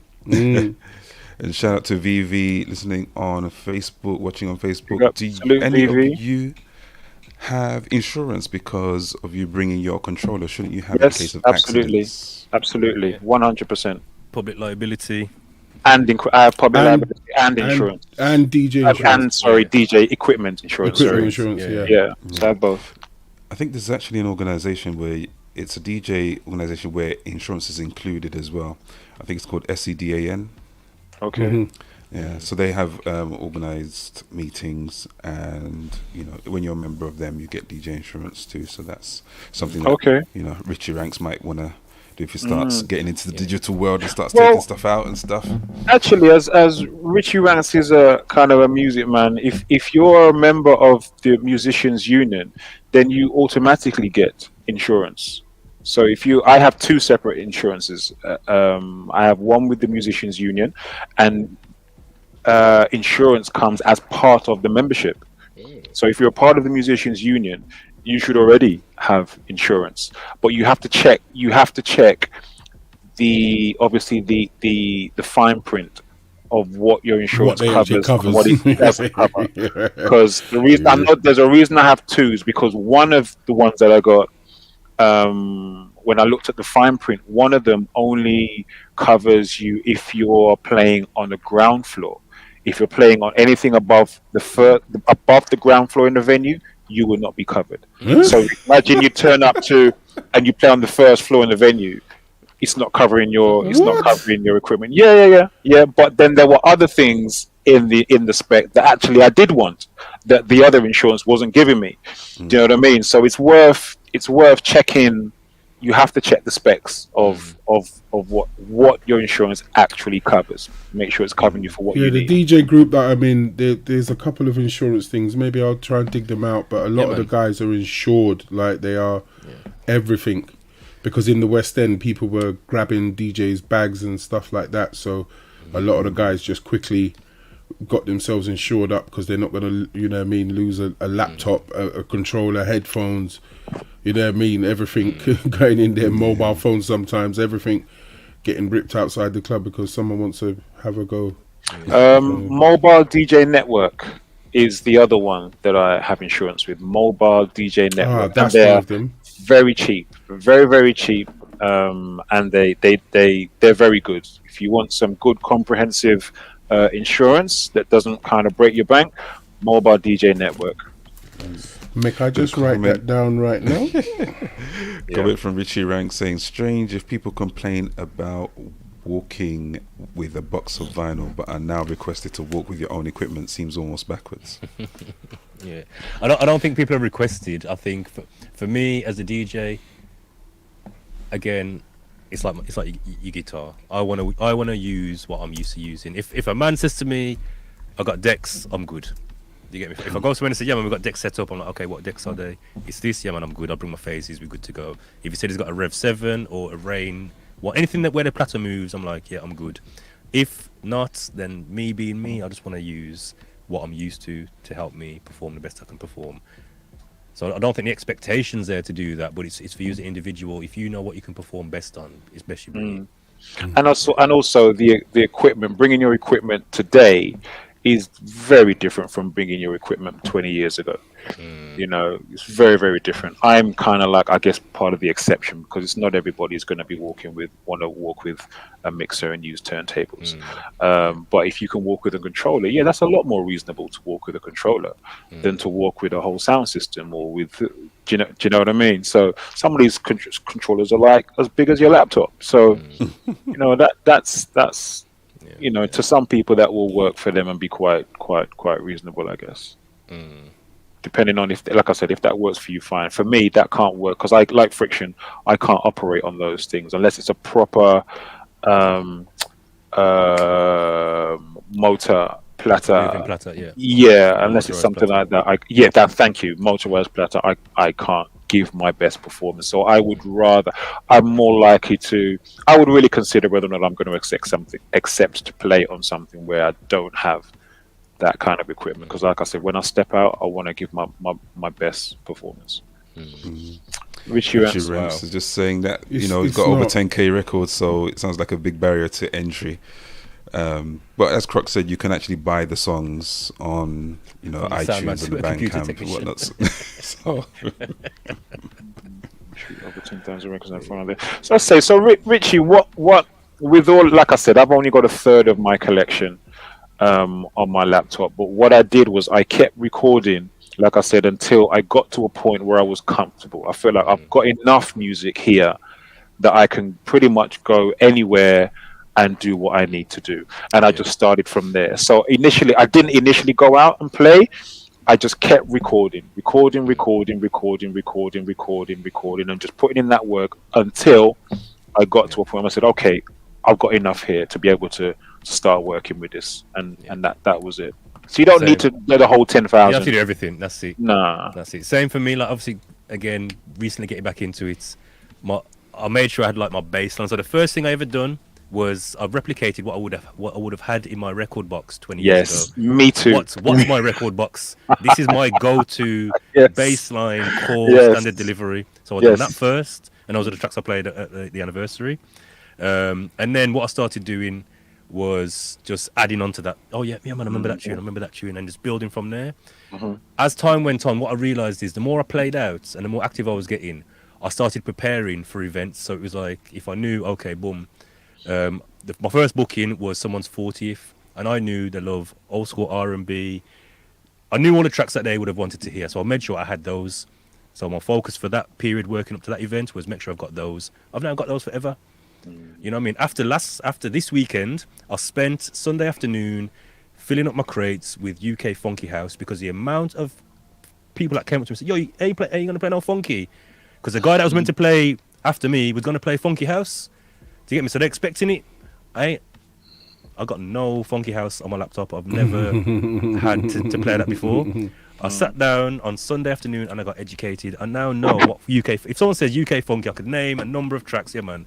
Boom, boom, Deneo, all them, man. I can name them. What they called? Something Cousins. What's the name, Butch? Crazy Cousins. All of them, man. I can name... I never knew nothing about this before. I've educated myself on that, and now I've got this. I can play now you got a 30-minute set of that. It might be like compared to other man, it might be a light touch, but at least I can cater for the basics in that area. So the point I'm making is it doesn't always have to be one sitting. It's going to be a long period. Can I just add? There's also such thing as record pools. They might not have everything, but you pay a subscription every month, and then you're allowed to download off of their servers. If you go hunting, there's some old record pools that have got a lot of old music on there. You pay them their $18, $20 or whatever a month, and you could just sit there and download. Just go for it. They got no limits, unlimited, and you just pay it per month. Some of them have like everything that you need. If you don't mind sitting there, just clicking. You type old R&B, you type old school R&B or whatever you need, and it will come up with whatever it's got, and you just take it all because you've paid your subscription. That might be a quicker route. It might not have the classics. Maybe the classics you do like what they're saying, tune for tune and record it. But if it's in the middle, I would say like early 2000s, 90s R&B, some stuff like that, it might already be on MP3 converted on a record pool. So you can just pay the subscription and bring it down. The other option is some people, I don't know if this is an individual choice, but some people use services like Tidal, where they just DJ with streaming the music straight to Serato while they're playing. Personally, I don't do that because I never like to be I don't even like having my I don't even have my Wi-Fi on. Neither do I. Turn off my Wi-Fi, on my DJ laptop. My Bluetooth, yeah. But I know some DJs do it and it works for them. And like Friction said, whatever works for you. So if you want to use that, that's another option. Like I said, I know some DJs use it and it works fine for them. It's not for me. But hey, each to their own. There's a comment that Diva made in the chat. She said, "I cried when they did that to my MacBook Pro 2008. I can't afford no MacBooks no more." So I will say as well on that point, thanks for that, Diva. I will say on that point that I think only once have I ever bought a brand new MacBook. every one I've bought since has been secondhand. Same. And the reason why is because, again, I did my research and my due diligence, and MacBooks are so reliable that you don't need to keep. I like to buy everything new. To be honest, when it comes to every other piece of kit, I pretty much like to buy them brand new. But Macs are so stable and reliable, you do not need to buy them brand new. And so you can do what I did, which is I buy older machines, and because they are older, they're a lot cheaper than the new machines. And then I customize it. So actually, I'm getting an older machine, which is I'm paying a lot less for something that is actually custom built, it out, yeah. Custom spec to what I want, not what Apple's doing and wants to sell me and charge me an arm and a leg for. So that's the kind of way to get a more cost effective Mac. Get an older model, and pimp your Mac, pimp your MacBook, Get an older one and pimp it. Yeah. You know what I mean? I just want to go back to Butchie's point about record pools. Are there any any specific ones that you'd recommend people look at? Is there one called? Is it Beatport? If you're into your house, you got Beatport, you got TrackSource. They're not so much record pools. They're like iTunes. Okay. Record pools. Give me a second. I think there's one called My Record Pool. Yeah. And what was the other one? DJ City. Okay. Digital DJ, Zip DJ, Pool Records. What are these books? People are sharing tunes. Like, is this something like LimeWire thing where people are sharing tunes with each other? No, it's labels making their. It's labels making their back catalogs available. Download. You pay £15 a month, or it works out to the If you just type, if you got your laptop open, if you type DJ City, if you type DJ City record pool, and you go on digital DJ. That's a good one. Digital DJ pool, and put the word pool in. And if you tap it and have a look, basically what happens is you pay your subscription every month, and they've got the latest tunes, but because they've been around for years, they've got all the catalogs that they've been open. And then sometimes what they do, they might say Def Jam old school pack, and then it's got old Redman, old whatever, blah blah blah, whatever, and you might download the pack. It might have 30 tunes in there, and it's free because you pay your one subscription. I can download anything on the website at any time as long as I've logged in, and you just get it, and you get what you want. Okay. UK Web Boy, salute to UK Web Boy, just come in the building. He says you may not get UK old hits. There may be a lot that you won't get on those things, but you're probably going to get a lot of stuff that, when it comes to stuff online, you can only get so much. You know what I mean? You're not going to get the rare joints. Secrets out there that I have to rare joint. You got the plug, yeah. Well, what, you going to share it? Or you're just going to whine like baby? We are going to whine like baby. So you're going to be limited. Some of them rare joints, some of them. But can I also B-sides B-sides we like to talk about when we're playing the hip hop raid train on Wednesdays, those remixes. I was about to say, don't forget your place where you get the remixes, Bandcamp and stuff like that. It's a similar thing where you can find original stuff. You don't have to always go old. Yeah, also, but Rich is talking about that. I'm just referring more to UK Web Boy's point. When it comes to the old stuff, he's right that you're not going to get a lot of the old remixes and stuff. That stuff, you might have to find a vinyl somewhere. Get it? Here's a little trick. If you do email to certain record labels, they'll tell you who does their pooling, or who does their playlist, or who does their promo. Then you send that person and say to them, look, I play on Twitch, I play on whatever radiostation.com, and sometimes you can get put on there. And I done it when I was early and I wasn't on radio, and I said I was on whatever station, and I got through. And I've been on the playlist for now 15 years, 16 years. And I'm able to just, they send me tunes every week, my emails jam up, and you get the music. So fingers crossed. Diva Speak says sometimes iTunes and Amazon doesn't have the right versions because they're re-recorded. So that's something to look out for as well. Very true. You know what? Sorry, just on that point, you cannot find the original Buju Banton Boom Bye Bye online. You gotta have the vinyl. If you ain't got the vinyl, you gotta have the vinyl. It does not exist. You gotta have the vinyl. Have you got it or you missing it? I've got it. I've got mine. Croc's got it. I've got mine, mate. Cause them time because that was before laptops, before all the digital. Yeah, I've got the 7. I've got it on 7. But if you want an MP3, not a problem. VV's also asked, do any of you have an agent and if it's a benefit? Sorry, we have to go to the international.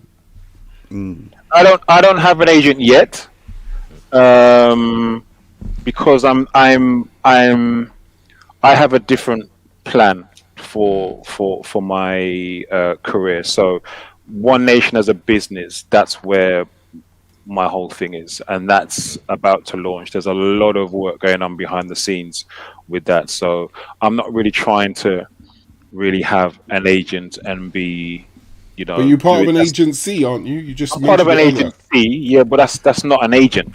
That's not the same as having an agent. That's someone from an agency that books me for. They manage a number of venues, and so they will call me and say, "Are you available for this gig at this place or for this gig at this place?" And I've told them what kind of gigs I want, what kind of music I'm comfortable playing. I don't want nothing for people under this age group. Cause I'm not dealing with I'm not about the young people thing.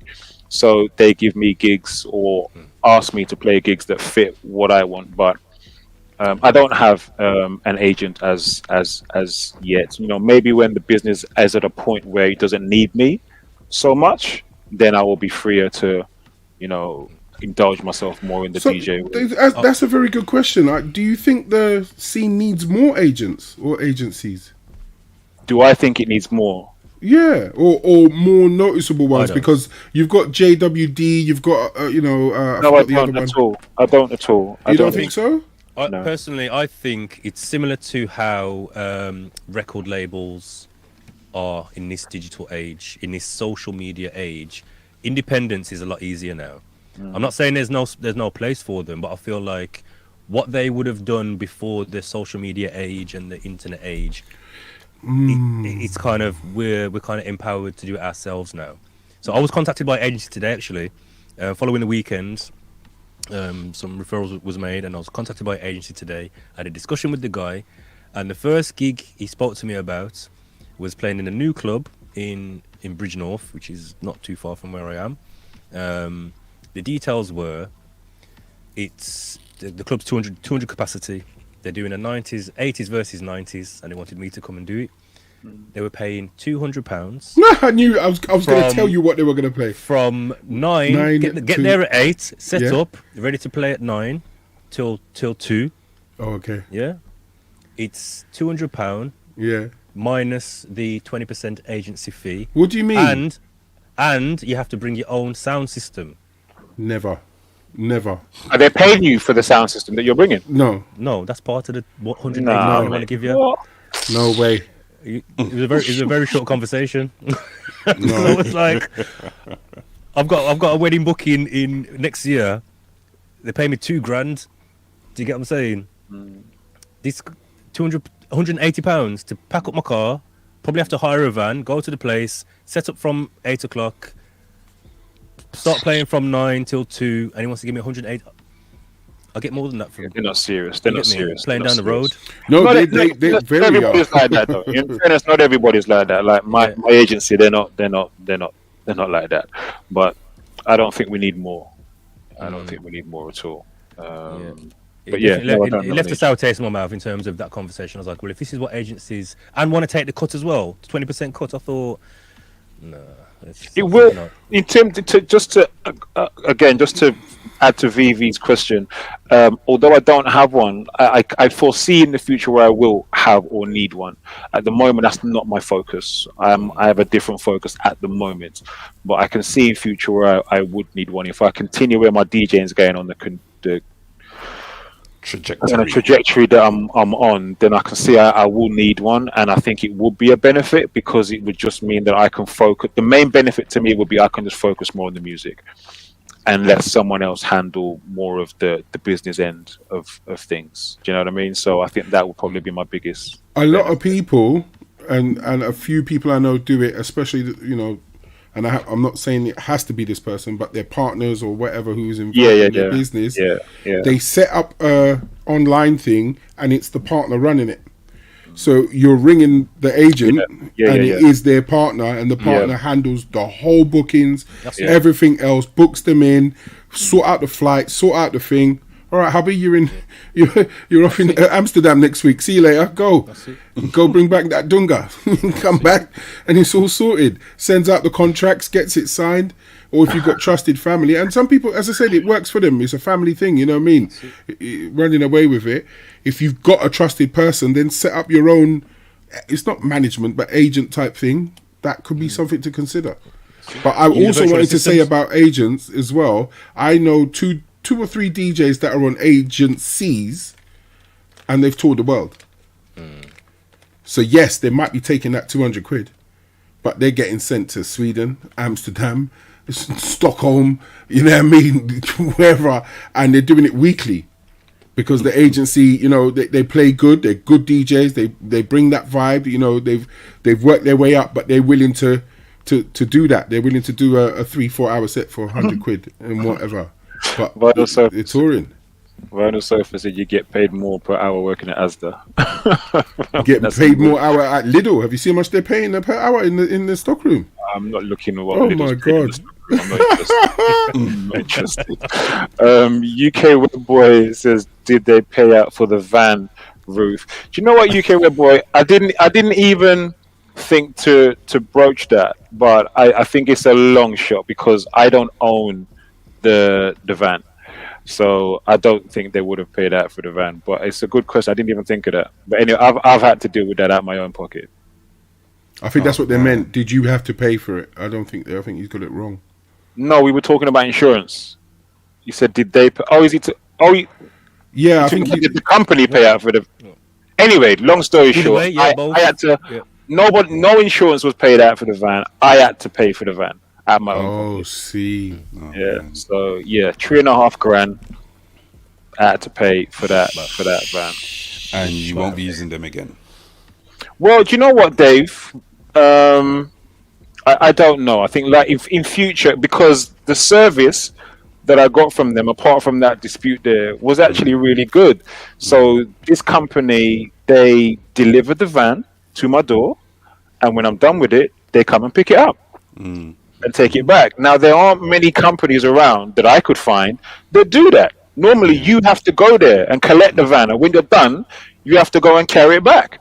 I love the fact that I didn't have to do any of that. Do you know what I mean? So I may actually end up using them again, but in future, obviously, I will be more mindful about where I go and mapping my route. Yeah, you understand? You make those mistakes once in your life, don't you? Yes, mate. Yes, mate. Yes, mate. Yes, mate. Yes, mate. What other questions we got? UK Web Boy says, do we have contracts for smaller gigs? I tend to not have contracts for smaller gigs, to be honest. Contracts that I'm about to roll out are more for the business, the One Nation as a business. So for those bookings, there will be mandatory contracts. But I will probably extend that to my other bookings as well, to be honest, because like I said, contracts work best they work best. They are most useful when things don't go according to plan. I've got a number of like agreement templates, but I haven't felt the need to use them yet. What I do have though is I've got like a process that I go through, and within that process there's a number of email threads, and I feel like if anything was unclear, we could always revisit the email thread because it's very clear on, okay, this is what you've requested, this is what we're providing, this is when we'll turn up. So there's a number of emails within that process where things are being communicated. So if anything did ever go bad, we could always go back to that to say, well, look, you can see we said we're going to provide this and this. We'll be there for this time. We'll be out by this time. So that's almost like it's in writing. But I've got a number of templates. One of the ones I put together, which I think I will use as things grow, is agreements with venues when we hire venues to do events. Because I had a jitter one time, and I thought to myself, this guy could cancel my event and put the same dance on, maybe not with me, but the same kind of vibe. You get me? Or I do one there 1 month, and then boom, it's like, you know what, we don't need them, man. We'll do our own thing and kind of copy and paste what they're doing under our own brand. So I thought to myself, I need an agreement to say, if it's cancelled for whatever reason, these things should be in place, and you know, you can't replicate a similar event within I think really and truly we should do this.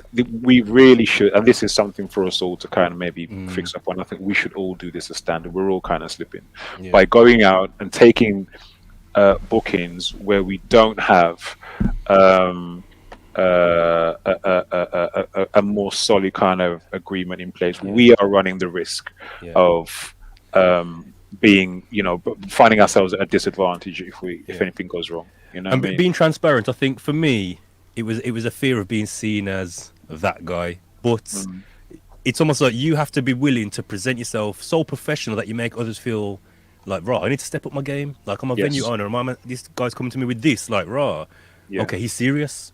Do you get what I'm saying? It would force their hand to say, well, we need to step up. And I think they would also look at you differently, like kind of, you know, look at you more professionally. Yes, absolutely, 100%, 100%. And I tend to, I really take a lot of, I follow and take a lot of inspiration from the greats in the game, whether it be from Jeff or whoever else. And I know that them men aren't playing anywhere without a solid contract in place. And you got to ask yourself, why is that? Why? You know, why is it that there is a reason why they will not play out unless there is a solid contract in place? Learn from them. These guys have got where they are for a reason. They operate like this at that level for a reason. Yeah. You know? Don't wait to get born till you cover up. No, man. Cover up. That's it. Richie Rank says, why Mac over PC? As a Mac user, I'd say, as I said earlier on, because I find that Macs, and again, just doing my diligence, found that Macs was so stable and reliable and a lot less susceptible to viruses, is why I've always stuck with Macs. Never had an issue with a Mac. From I bought a Mac and put out my PC, I never switched my PC on again, ever. And I've had a PC and never had a virus, never had to, no bloatware, no updating, no nothing. Worked every time. So horses for courses, you pick what's good for you and what you're comfortable with. And also money, upgrades if you want to upgrade and whatever, and do your specificity.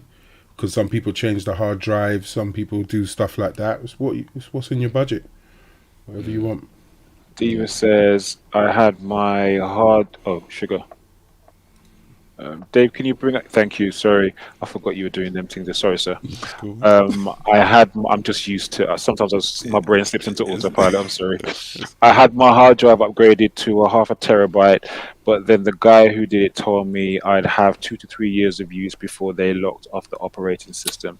Yeah, I've been told that sometimes as well, Dave. And to be honest, it's never really worked out like that. I've always had longer using my stuff than these people tell me. Yeah. Yeah, I think it comes down to what you're using it for as well. So as long as the DJ software supports the operating system, you're fine.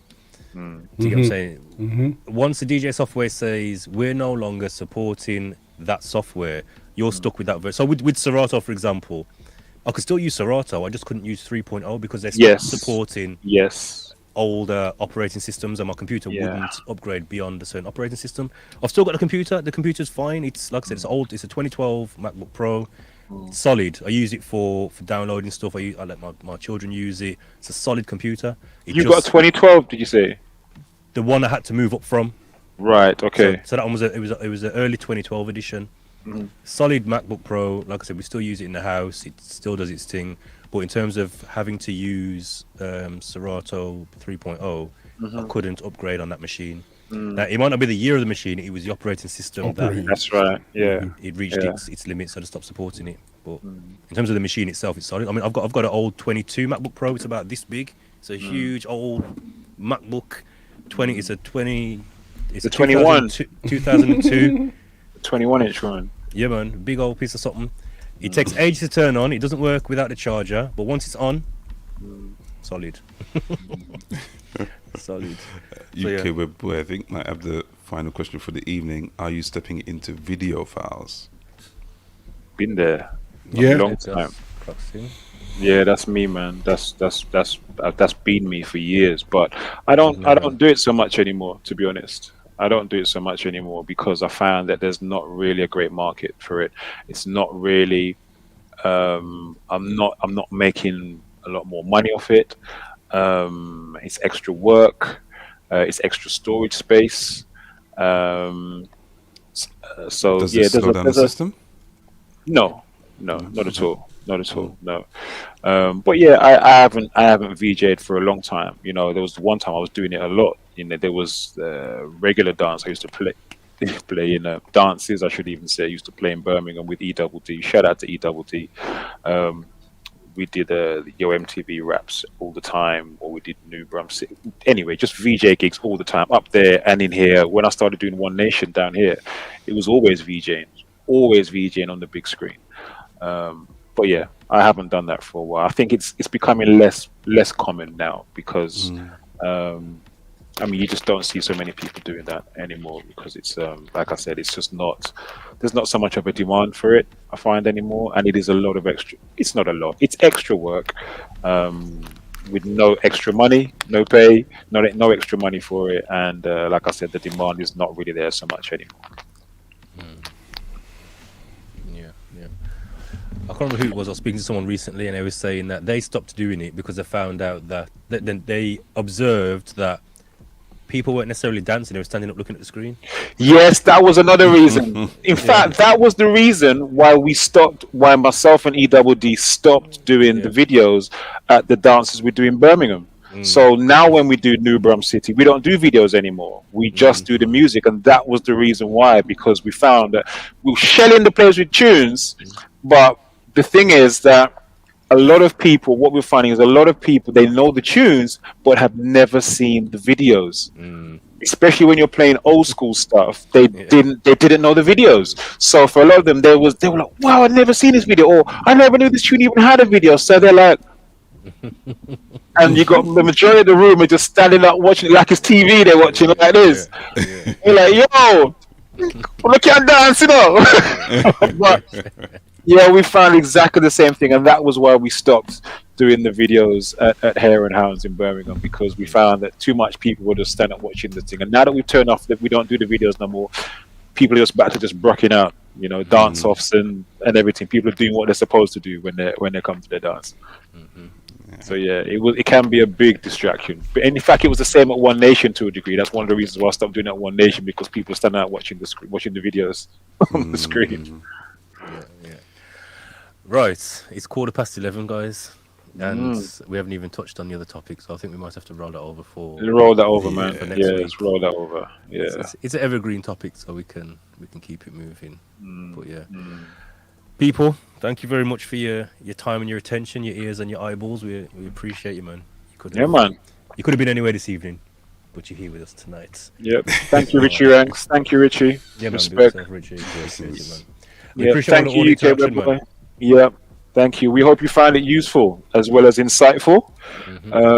You know, it's another step into our world and the kind of things we talk about and have to deal with as part of our careers. He says he ain't going digital.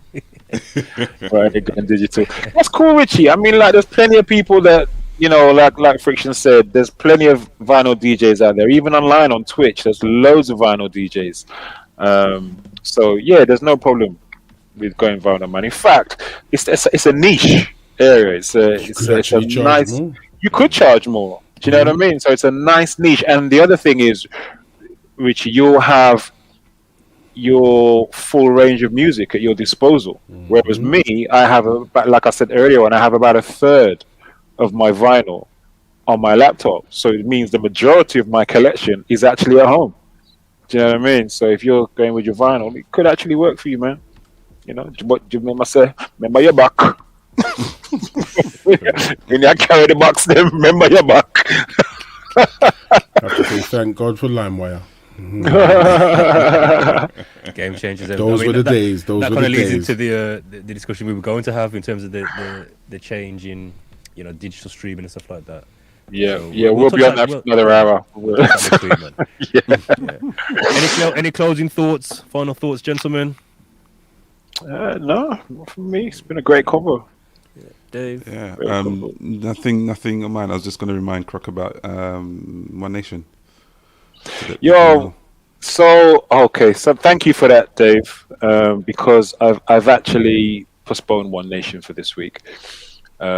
Which we've just started putting out today. So we've done a mail out and we've started putting it out on socials. So we've got some issues, some staffing issues and some other stuff. So I've just decided to call. I made the decision, took the executive decision today to just call it and say, all right, we'll not do this Friday. We'll just roll it over to next month and we'll just have a bigger event next month. And it's actually on a bit of a personal selfish note, it's nice for me to have a break, to be honest.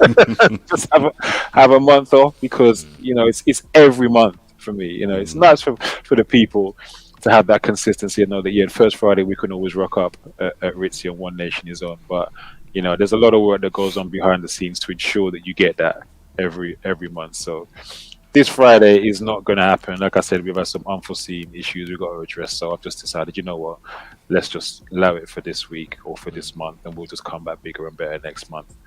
We got a PA. I have a PA that's lining up. I'm just trying to agree a date with her. So if we can agree the date for next month, then that would be a very good look. So watch this space for next month's event. But thanks for the reminder, Dave. So don't turn up at Ritzy on Friday, please. Don't turn up at Ritzy on One Nation on Friday. Tickets that have been purchased already, I've already refunded them today. So that's been taken care of. So no Ritzy, One Nation at Ritzy this Friday. Dave, you're back. You're back. I saw a notification. Yes, you're back. Oh, that was just a pop-up. Okay. That was just a pop-up. Yeah, I thought, you know what? I feel like playing some, because there was a certain tune that I was playing during the day. And I was thinking, you know what I mean? I haven't listened to this in a long time. And I just felt like playing some more tunes. So I just, asked the engineers to look up the plane and whatnot. So just jumped into a pilot seat and just I woke up this morning, I went, huh? Dave Knight was live on Twitch? Huh? What is this? Joy to the world, Dave Knight is back. Yeah, Diva said Dave's being modest as per usual. It was a wicked set last night. Aye, when is it not? Hey Diva, when is it not? Especially at them hours. Dave is the master of them hours, Jeez. Catch you off guard pop-ups. Dave is the master of those hours. Jeez. With the punch. Any People asking closing? for punch. You need to get some planting crips on the plane, though, mate. Butch, any closing thoughts? Any plans to stream this week? What's going on? Plans. Watch out, season 4 of the B-side coming back. Get ready for that. And closing thoughts. Just do your due diligence and don't be afraid to ask questions in anything you do, but especially if you're getting into the DJ world or in it and you feel afraid or shy or whatever. Don't. It shows the word that we've all used tonight, which is professionalism, when you know what you're doing. So don't be afraid, and it's good for yourself. So ask the questions. I got a question. Would you be willing to curate a UK funky playlist for me and send it over, including the MP3 files? What